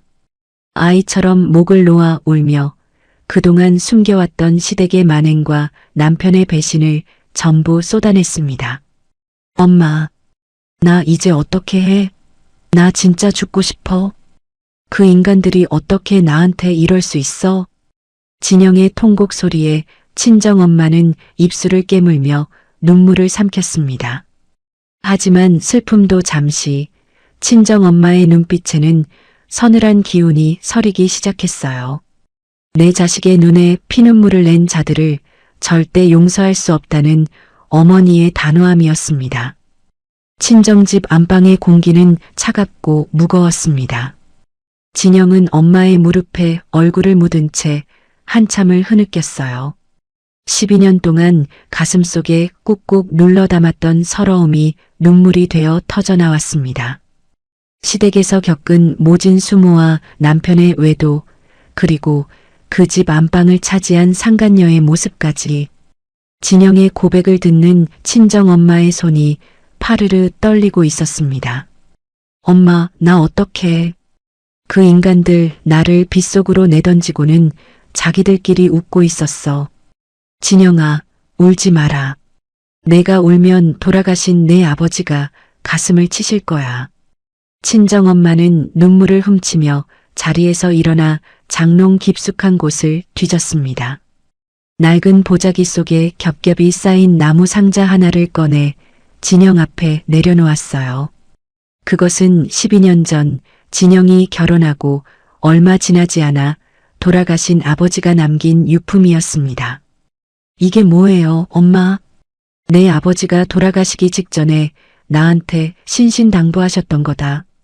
우리 진영이가 정말 힘들어서 죽고 싶을 때 그때 열어보라고 하셨어. 상자 안에는 누렇게 변색된 유언장 한 장과 두툼한 등기 권리증 서류들이 들어 있었습니다. 진영은 떨리는 손으로 서류를 한 장 한 장 넘겨보았어요. 서류를 확인하던 진영의 눈이 경악으로 커졌습니다. 그곳에는 지금 시어머니가 운영하는 가구점 건물과 남편 광호가 개인 연구실로 쓰고 있는 건물의 주소지가 적혀 있었습니다. 엄마, 이 건물이 우리 거였다고요? 그래. 내 아버지가 평생 일궈서 마련하신 거다. 사위놈 기죽을까봐 내가 시댁에서 당당하게 대접받길 바라는 마음으로 무덤까지 비밀로 가져가려고 하셨지. 친정아버지는 생전에 사위 광호를 끔찍이 아끼셨습니다. 가난한 고학생이었던 광호를 위해 학비를 대주시고 대학 교수가 될 때까지 물심양면으로 지원을 아끼지 않으셨지요. 하지만 아버지는 알고 계셨던 겁니다. 돈의 힘을 알면 사람이 변하기 쉽다는 것을요. 그래서 진영의 명의로 건물을 사두되 시댁 식구들이 알지 못하게 관리인을 따로 두어 비밀리에 운영해 오셨던 겁니다. 진영은 아버지의 깊은 사랑과 배려에 가슴이 저려왔습니다. 아버지는 딸이 시댁에서 구박받지 않기를 바라며 이 거대한 방패를 준비해 두셨던 것이지요. 그런데 정작 자신은 그 사실도 모른 채 12년 동안 그 건물 주인인 줄도 모르는 시댁 식구들에게 굽실거리며 종살이를 해온 겁니다. 아버지는 말씀하셨어. 광호 그놈이 너를 정말 사랑한다면 평생 이 서류를 꺼낼 일이 없을 거라고. 하지만 만약에라도 그놈이 너를 배신하면 이 건물이 너를 지켜주는 성벽이 될 거라고 하셨지. 진영은 등기부 등본에 선명하게 찍힌 자신의 이름을 손가락으로 쓸어보았습니다. 시어머니는 자기가 운영하는 가구점 건물이 남의 것인 줄만 알고 매달 꼬박꼬박 임대료를 냈습니다. 남편 역시 학교 밖 연구실 건물의 주인이 누구인지 관심조차 없었지요. 그들이 그토록 위세를 떨치며 살 수 있었던 근간이 사실은 진영의 아버지, 그리고 진영의 소유였다는 사실이 기가 막혔습니다. 어머니는 그 건물주가 까다롭다고 매일 욕을 하셨는데 그게 저였네요. 진영의 입가에 서늘한 미소가 번졌습니다. 이제야 모든 퍼즐이 맞춰지는 기분이었습니다. 아버지가 왜 돌아가시기 전 사위의 손을 잡고 내 딸은 참 인내심이 강하니 잘 지켜달라고 신신당부하셨는지 이제야 알 것 같았어요. 그 인내심은 복수를 위한 칼날이 되어 돌아왔습니다. 엄마, 저 이제 준비됐어요. 아버지가 왜 저한테 이걸 남기셨는지 이제 알 것 같아요. 그래, 서두르진 마라. 내가 기다린 시간만큼만 써라. 진영은 서류를 챙겨 가방에 넣었습니다. 그동안 시댁에서 당했던 무시와 멸시, 상간녀를 들여앉히고 자신을 빗속으로 쫓아냈던 그들의 잔인함이 머릿속에 선명하게 박혔습니다. 남편 광호는 지적인 대학 교수라는 가면을 쓰고 온갖 폼을 다 잡았지만 결국 그가 누리는 모든 공간은 진영의 것이었습니다.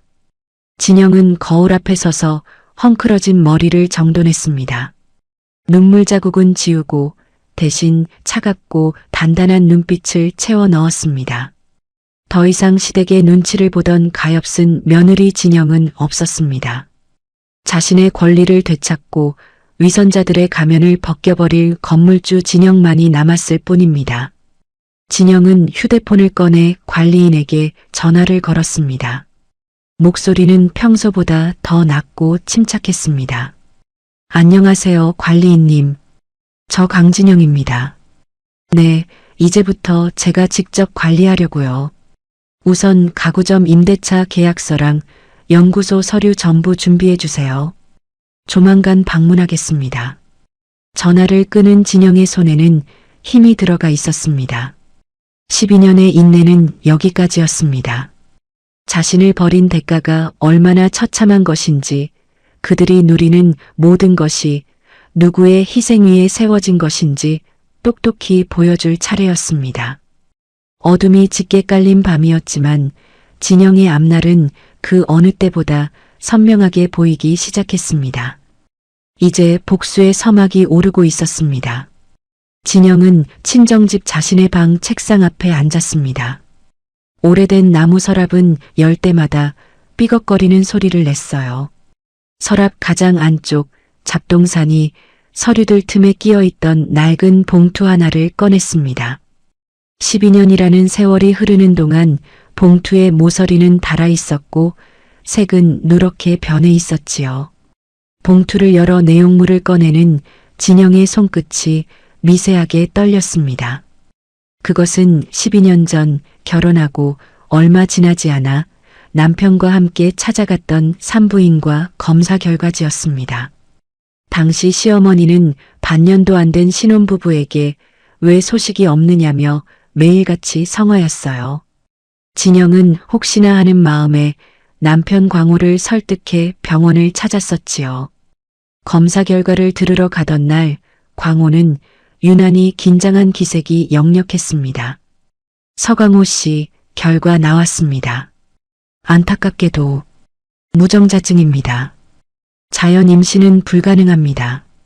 의사의 그 한마디는 진영에게도 충격이었지만 광호에게는 사형 선고와도 같았습니다. 진영은 그날 병원 복도 의자에 주저앉아 머리를 감싸 쥐고 괴로워하던 남편의 뒷모습을 잊지 못합니다. 광호는 교수로서의 자존심과 남성으로서의 품위가 무너진 것에 대해 죽고 싶을 만큼 수치스러워했어요. 진영은 그런 남편이 불쌍했습니다. 자신이 이 사실을 묻어두지 않으면 남편이 평생 고개를 들고 살지 못할 것 같았어요. 여보, 걱정하지 마요. 이 결과지는 내가 없애버릴게요. 어머니한테는 그냥 내가 몸이 안 좋아서 그렇다고 말할게요. 진영아, 정말 고마워. 내가 당신 평생 책임지고 잘할게. 나를 살려준 건 당신이야. 그날 남편은 진영의 손을 잡고 눈물을 흘리며 약속했습니다. 하지만 그 약속은 12년이라는 긴 시간 동안 진영을 옥죄는 족쇄가 되었어요. 시어머니가 어디서 애도 못 낳는 씨바지만도 못한 게 들어와서 우리 집안대를 끊느냐며 독설을 내뱉을 때도 진영은 입술을 깨물며 참았습니다. 명절날 친척들 앞에서 창피를 줄 때도 남편 광호는 슬쩍 고개를 돌려 외면할 뿐이었지요. 진영은 그 침묵이 자신을 향한 미안함인 줄로만 알았습니다. 그런데 그 남편이 12년 전 무정자증 판정을 받았던 그 남자가 아이를 안고 나타났습니다. 상간녀 지수는 분명히 그 아이가 교수님의 핏줄이라고 말했지요. 진영은 서류상에 적힌 비정상이라는 글자를 손가락으로 꾹 눌렀습니다. 말도 안 돼. 의사가 분명히 가망이 없다고 했는데. 그럼 저 아이는 대체 누구 아이라는 거야? 진영의 눈빛이 날카롭게 빛나기 시작했습니다. 12년 전에 진단서가 틀렸을 확률은 지극히 낮았습니다. 남편이 기적적으로 치료를 받은 것일까요? 아니면 그 똑똑하다는 남편이 젊은 상간녀의 간사한 뒷수작에 올려 눈과 귀가 완전히 멀어버린 걸까요? 어쩌면 시어머니와 남편은 이미 이 사실을 알고도 진영을 내쫓기 위한 명분으로 아이를 이용하는 것일지도 모른다는 생각이 들었습니다. 진영은 휴대폰을 들어 대학 동창인 변호사 친구에게 연락을 취했습니다. 목소리는 어느 때보다 차분하고 냉정했어요. 나야, 진영이. 부탁 하나만 하자. 사람 하나만 좀 알아봐줬으면 좋겠어. 서강우 교수 제자 중에 지수라는 애. 걔 주변 조사 좀 해줘. 특히 최근 1년간 행적 위주로. 전화를 끊은 진영은 다시 서류를 뚫어지게 쳐다보았습니다. 12년 동안 남편의 자존심을 지켜주기 위해 뒤집어 썼던 불임 여성이라는 오명. 그 억울한 세월이 머릿속을 스쳐 지나가며 가슴속에서 뜨거운 것이 울컥 치밀어 올랐습니다. 진영은 이제 더 이상 인내하는 여자가 아니었습니다. 당신이 그렇게 지키고 싶어 했던 그 알량한 자존심. 내가 어떻게 무너뜨리는지 똑똑히 봐. 진영은 가방에 서류를 챙겨 넣었습니다. 이제는 확인해야 했습니다. 그 집 거실에서 천사처럼 웃고 있던 아기가 과연 남편의 핏줄인지, 그리고 상간녀 지수가 숨긴 과거가 무엇인지 말입니다. 진영은 12년 전 남편이 흘렸던 그 가짜 눈물을 기억하며 차갑게 식은 심장으로 집을 나섰습니다. 복수는 감정으로 하는 것이 아니라 증거로 하는 것이라는 사실을 진영은 잘 알고 있었습니다.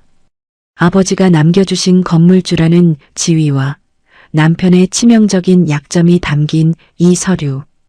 이 두 가지 무기가 진영의 손안에서 서슬퍼런 칼날처럼 번뜩이고 있었습니다.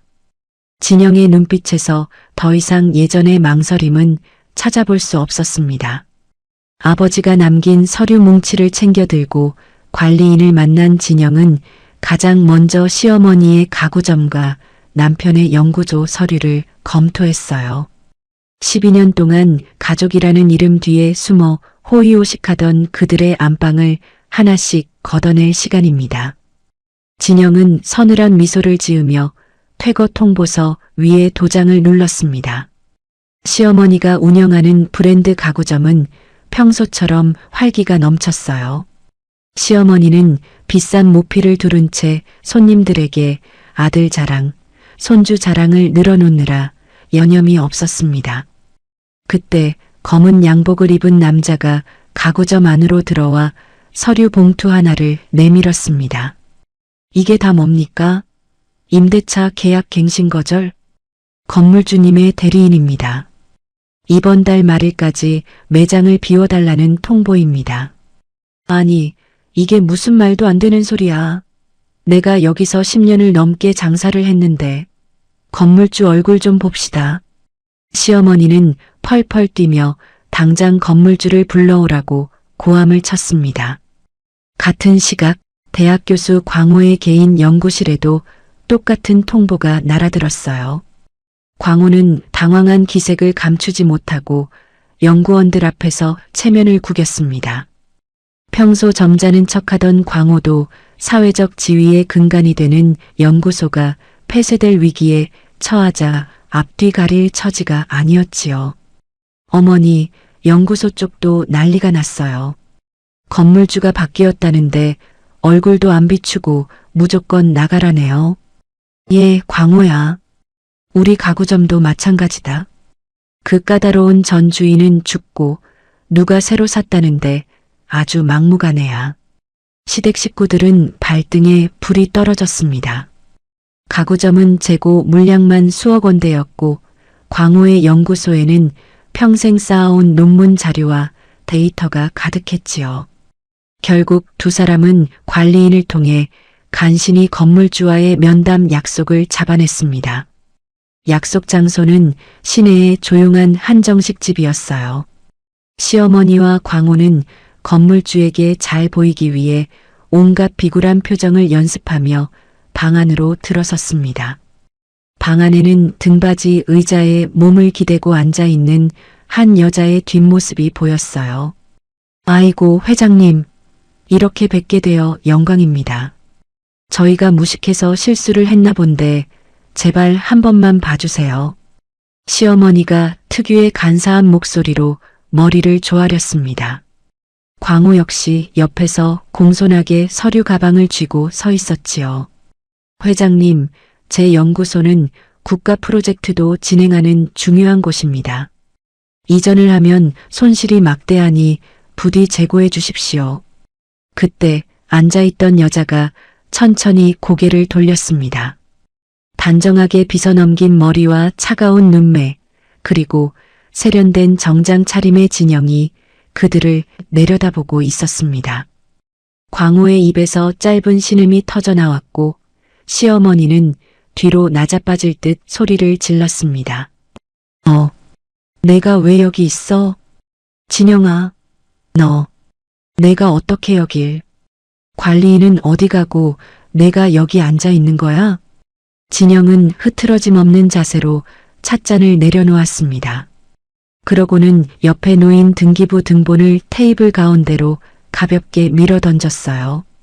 어머니, 목소리가 너무 크시네요. 여기는 다른 손님들도 있는 곳인데 품위 좀 지키시지요. 이게 무슨 귀신 신나락 까먹는 소리야. 내가 건물주라니? 말도 안 돼. 너 그동안 우리 속인 거니? 광호는 떨리는 손으로 서류를 확인했습니다.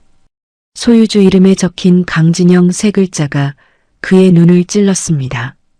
그는 머릿속이 하얘지는 기분이었어요. 자신이 그토록 무시하고 빗속으로 내쫓았던 아내가 사실은 자신의 목줄을 쥐고 있는 주인님이었던 겁니다. 진영아, 이건 오해야. 우리가 잠시 정신이 나갔었나 봐. 당신이 주인인 줄 알았으면 우리가 그랬겠어? 광호 씨, 주인인 줄 알면 안 그러고 만만한 며느리면 빗속에 내던져도 되는 건가요? 당신 논리는 여전히 참 저급하네요. 예, 진영아. 내가 사과하마. 미안하다. 내가 노망이 났었나 봐. 그러니 제발 이 통보서 좀 취소해줘. 우리 가구점 망하면 나 길거리에 나앉아야 해. 시어머니는 방금 전의 기세는 어디 갔는지 진영의 옷자락을 붙잡으며 매달렸습니다. 진영은 시어머니의 손을 차갑게 뿌리쳤습니다. 12년 동안 자신의 머리채를 잡고 구박하던 그 손이 이제는 비굴하게 떨리고 있었지요. 어머니, 제가 며칠 전 그 빗속에서 문 좀 열어달라고 빌 때 뭐라고 하셨어요? 재수 없는 년이라고 당장 꺼지라고 하셨죠? 그건 내가 화가 나서. 저는 화가 난 게 아니라 이제 제 권리를 찾는 거예요. 내 건물에서 내 허락도 없이 내 앞치마 두르고 잔치 벌이던 그 여자랑 같이 나가세요.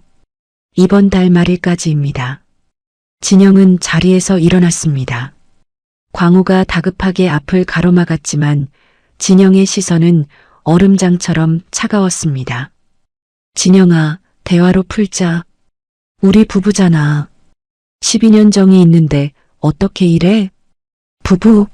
당신 입에서 그 말이 나와요? 제자랑 애 낳고 내 안방까지 내준 당신이? 당신은 이제 교수직 걱정이나 하세요. 당신 연구소뿐만 아니라 당신이 학교에서 누리는 그 알량한 명예들. 내가 하나씩 어떻게 걷어들이는지 보게 될 테니까. 진영은 말을 마치고 뒤도 돌아보지 않은 채 방을 나갔습니다. 복도 끝까지 시어머니의 울부짖음과 광호의 당황한 목소리가 들려왔지만 진영의 발걸음은 가벼웠어요. 이제 겨우 서막이 올랐을 뿐입니다. 가구점과 연구소는 시작에 불과했습니다. 진영은 가방 속의 유전자 검사 의뢰서를 만지작거리며 다음 행선지로 향했습니다. 뒤에 남겨진 시댁 식구들의 비명 섞인 통곡 소리가 진영의 귓가에 경쾌하게 울려 퍼졌습니다. 인과응보라는 말이 이토록 달콤한 것인지 진영은 12년 만에 처음으로 알게 되었습니다. 폭우 속에서 흘렸던 눈물은 이제 차가운 복수의 칼날이 되어 그들의 심장을 겨누고 있었습니다. 건물주가 진영이라는 사실을 알게 된 시댁 식구들은 아연실색하며 진영의 친정집으로 들이닥쳤습니다. 평소에는 발길조차 하지 않던 곳이었지만 지금은 자신들의 생계와 명예가 진영의 손가락 끝에 달려 있었으니까요. 시어머니는 현관에 들어서자마자 무릎부터 꿇었고 남편 광호는 비굴한 미소를 지으며 진영의 눈치를 살폈습니다. 진영아, 내가 죽을 죄를 지었다. 그날 밤은 내가 미쳤었나 봐. 너를 빗속에 내보내고 잠 한숨 못 잤단다. 제발 노여움 풀고 건물 계약권은 다시 생각해 주렴. 시어머니의 가식적인 눈물에 진영은 헛웃음이 나왔습니다. 불과 며칠 전 빗속에서 자신을 향해 독서를 내뱉던 그 입술이 이제는 살려달라며 파르르 떨리고 있었지요. 어머니, 제가 애도 못 낳는 재수 없는 년이라면서요? 대를 끊어놓은 원수라고 하셨잖아요. 그런데 제가 왜 어머니 가구점 사정을 받으려야 하죠? 아이고, 그건 내가 몰라서 그랬지. 이제 우리 귀한 손주도 생겼으니 너도 넓은 마음으로 이해해주면 안 되겠니? 응?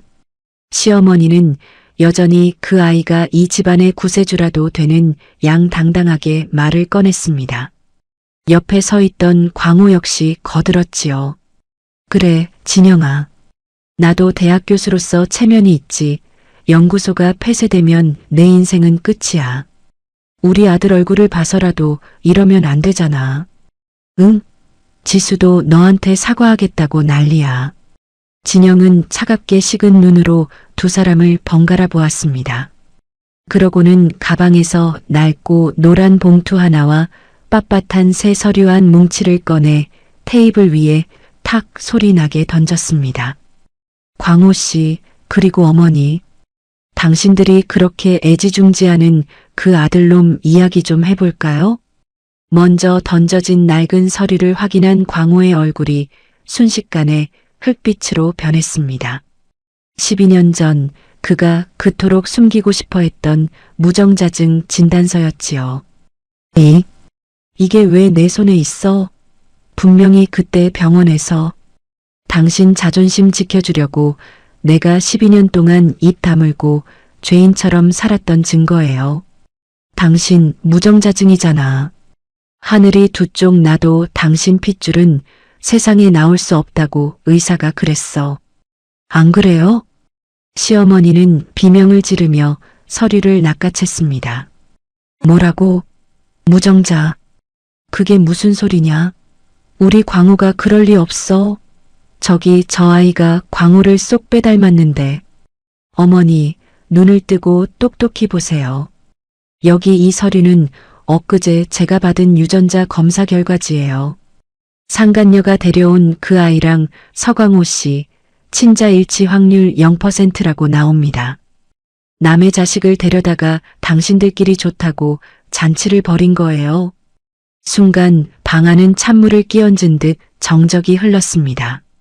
광호는 뒷덜미를 잡으며 주저앉았고 시어머니는 믿을 수 없다는 듯 서류를 찢어발기며 소리를 질렀습니다.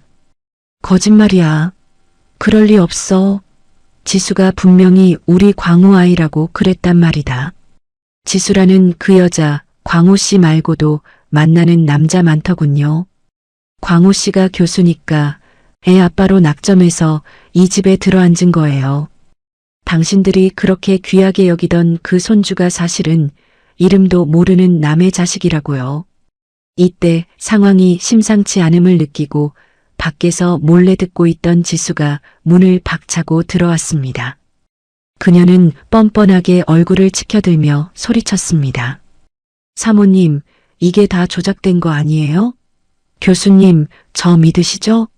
저 여자가 지금 우리 사이 갈라놓으려고 거짓말하는 거예요. 진영은 비웃으며 지수의 앞을 가로막았습니다. 그러고는 지수의 휴대폰을 뺏어 들듯 하며 차갑게 쏘아붙였습니다. 너 내 남친이랑 주고받은 문자 다 알고 있어. 교수 멍청이가 자기 애인 줄 알고 집까지 내줬다며 비웃던 그 문자들, 지금 여기서 광호 씨한테 다 다 보여줄까? 아니면 학교 게시판에 올릴까? 지수의 얼굴이 순식간에 창백해졌습니다. 그녀는 뒷걸음질 치며 광호의 눈치를 살피기 시작했어요. 교수님, 그게 아니라요. 광호는 배신감과 수치심에 몸을 부들부들 떨었습니다. 12년을 함께한 조강지처를 버리고 선택한 결과가 고작 남의 아이를 키우는 바보 노릇이었다는 사실에 그는 미칠 것만 같았습니다. 내가 감히 나를 속여? 내 어머니를 속이고 우리 집안을 농락해. 아이고, 내 팔자야. 남의 자식한테 지극정성으로 미역국을 끓여 바치고. 내가 미쳤지. 내가 미쳤어. 시어머니는 바닥을 치며 통곡하기 시작했습니다. 하지만 진영의 눈에는 그 모습이 추하기 짝이 없었습니다. 이제야 상황 파악이 좀 되시나 봐요? 어머니, 그 아이랑 저 여자 데리고 당장 제 집에서 나가세요. 그리고 광호 씨, 당신은 내일 학교 징계위원회 준비나 해요. 제자와의 불륜도 모자라 남의 아이를 호적에 올리려 한 도덕적 결함. 대학 교수로서 감당할 수 있겠어요? 진영아, 제발. 한 번만 살려줘.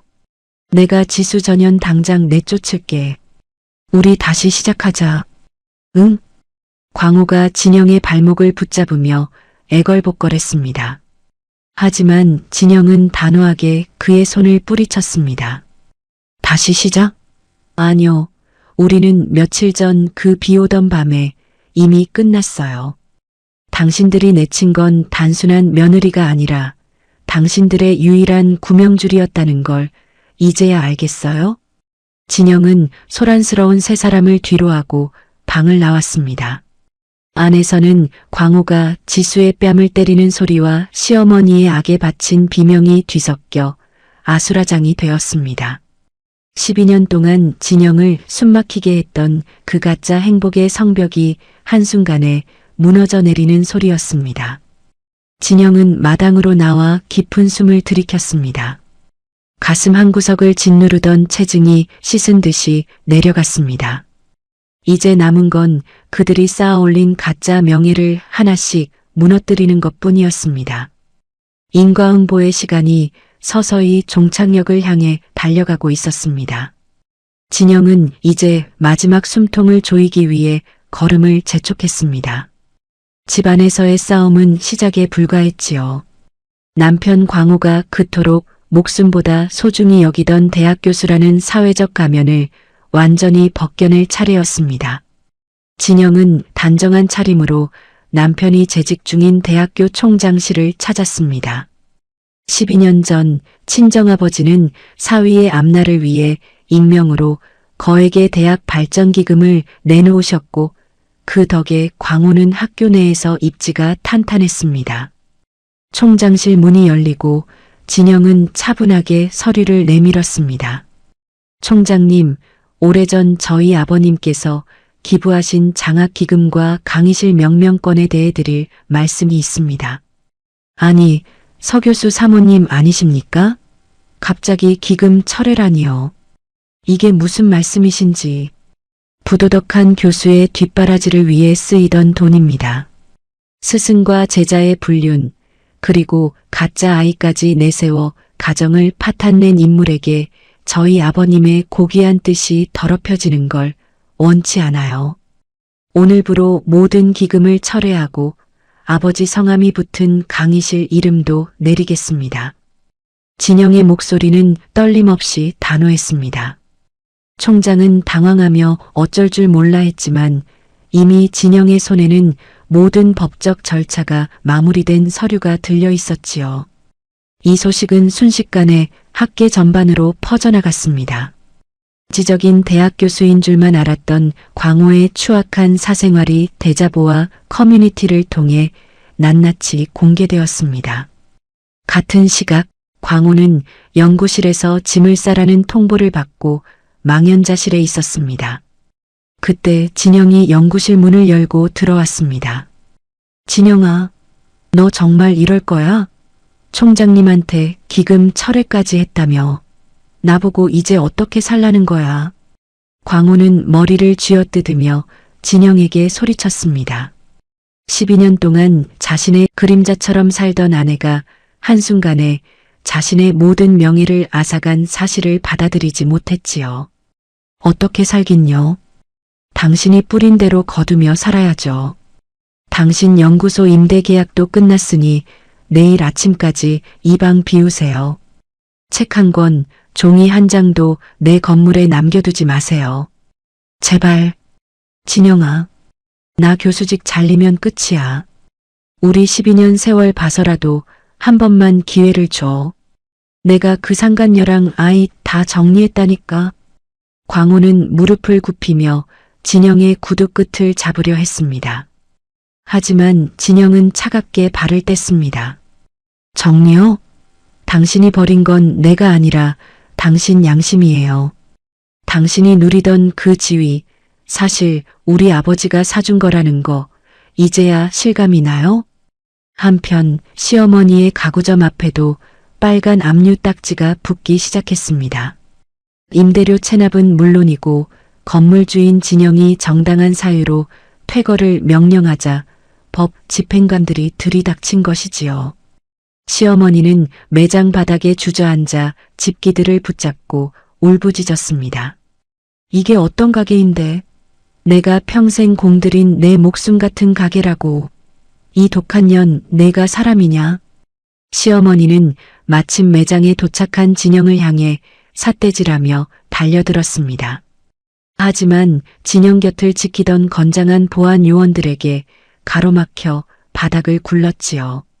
어머니, 제 건물에서 제 물건처럼 살 때는 좋으셨죠? 공짜로 호의호식하며 며느리 종 부리듯 하더니 이제 본인 자리로 돌아가시는 거예요. 내가 우리 광호를 망쳐놨어. 우리 아들 교수 자리 어쩔 거야. 이 망하려나.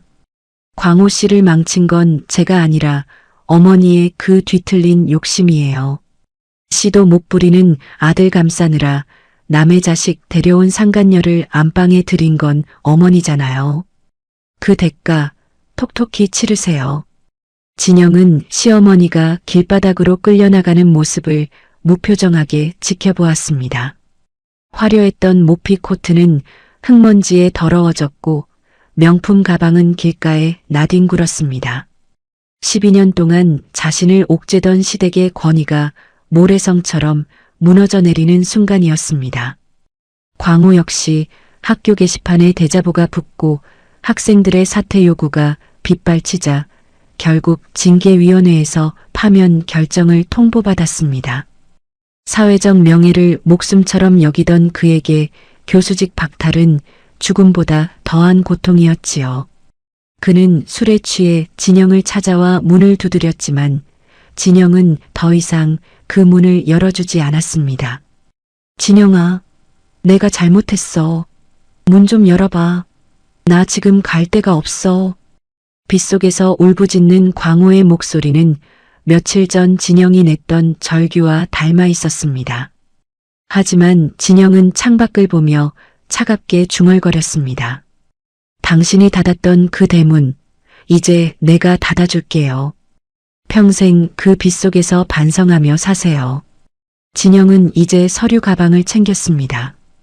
이혼 전문 변호사를 만나 마지막 도장을 찍을 시간이었습니다. 남편의 명예도 시어머니의 재산도 그리고 그들이 믿었던 가짜 혈연의 환상도 모두 사라졌습니다. 진영은 거울 속의 자신을 보며 작게 미소 지었습니다. 12년의 묵은 체증이 완전히 씻겨 내려간 어느 때보다 맑은 얼굴이었습니다. 진영의 복수는 이제 마침표를 찍으려 합니다. 추락한 그들에게 이제 남은 것은 차가운 후회뿐이었습니다. 모든 폭풍이 지나간 자리에는 서늘한 정적만이 남았습니다. 광호는 학교에서 파면되었고 시어머니의 가구점은 형체도 없이 짐들이 빠져나갔어요. 남의 자식을 제 자식이냥 속여 집안을 차지하려던 지수는 이미 자취를 감춘 뒤였습니다. 이제 남은 것은 텅 빈 껍데기뿐인 남편과 시어머니뿐이었지요. 진영은 차분하게 짐을 정리해 친정집 거실에 앉았습니다. 그때 초췌한 몰골의 광호와 시어머니가 대문 앞까지 찾아와 소란을 피우기 시작했어요. 예전처럼 으름장을 놓는 목소리가 아니라 살려달라는 애처로운 비명에 가까웠습니다. 진영은 천천히 대문을 열고 그들 앞에 섰습니다. 진영아, 내가 정말 잘못했다. 연구실도 뺏기고 통장도 다 압류됐어. 광호는 무릎을 꿇고 진영의 바짓가랑이를 붙잡았습니다.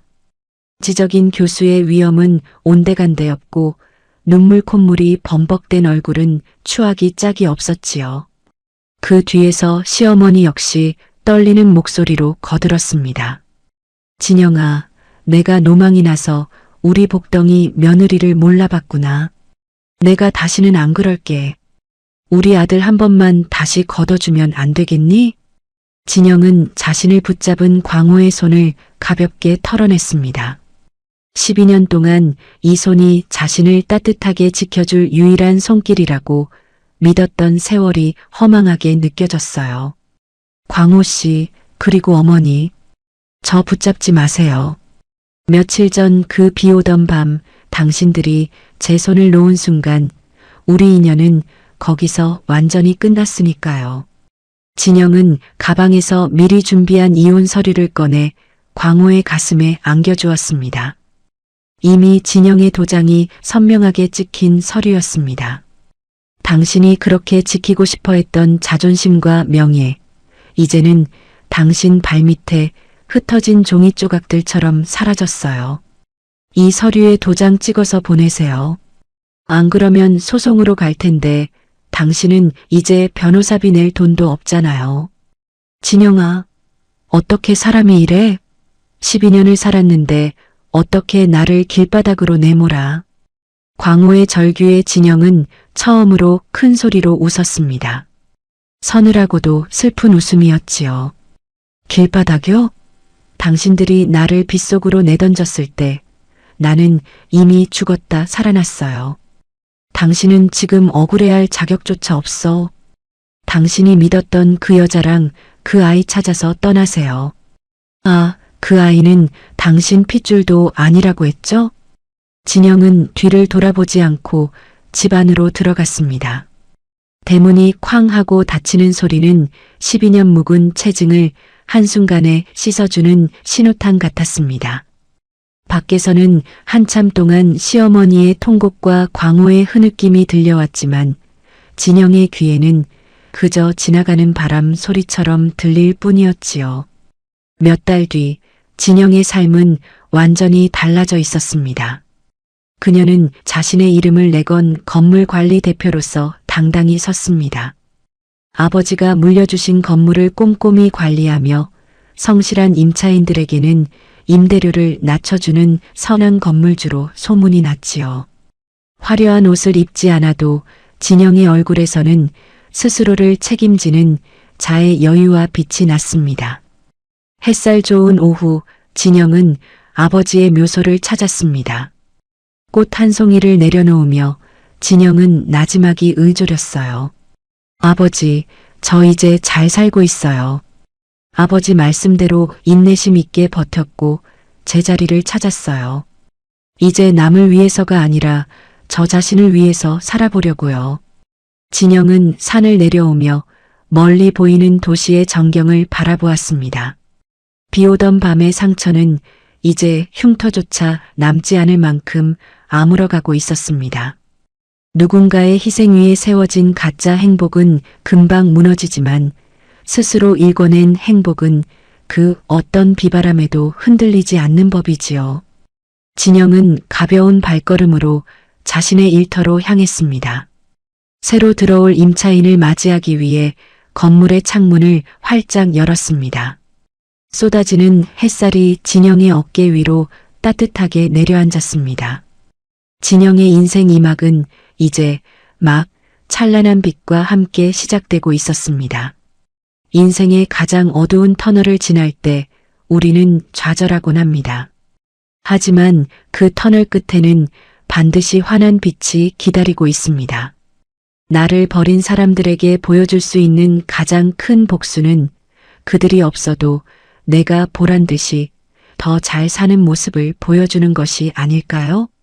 오늘 사연의 진영처럼 여러분도 스스로의 삶을 사랑하며 당당하게 걸어가시길 바랍니다. 오늘 사연은 여기까지입니다. 끝까지 시청해 주셔서 고맙습니다. 구독과 좋아요 남겨주실 거죠? 감사합니다.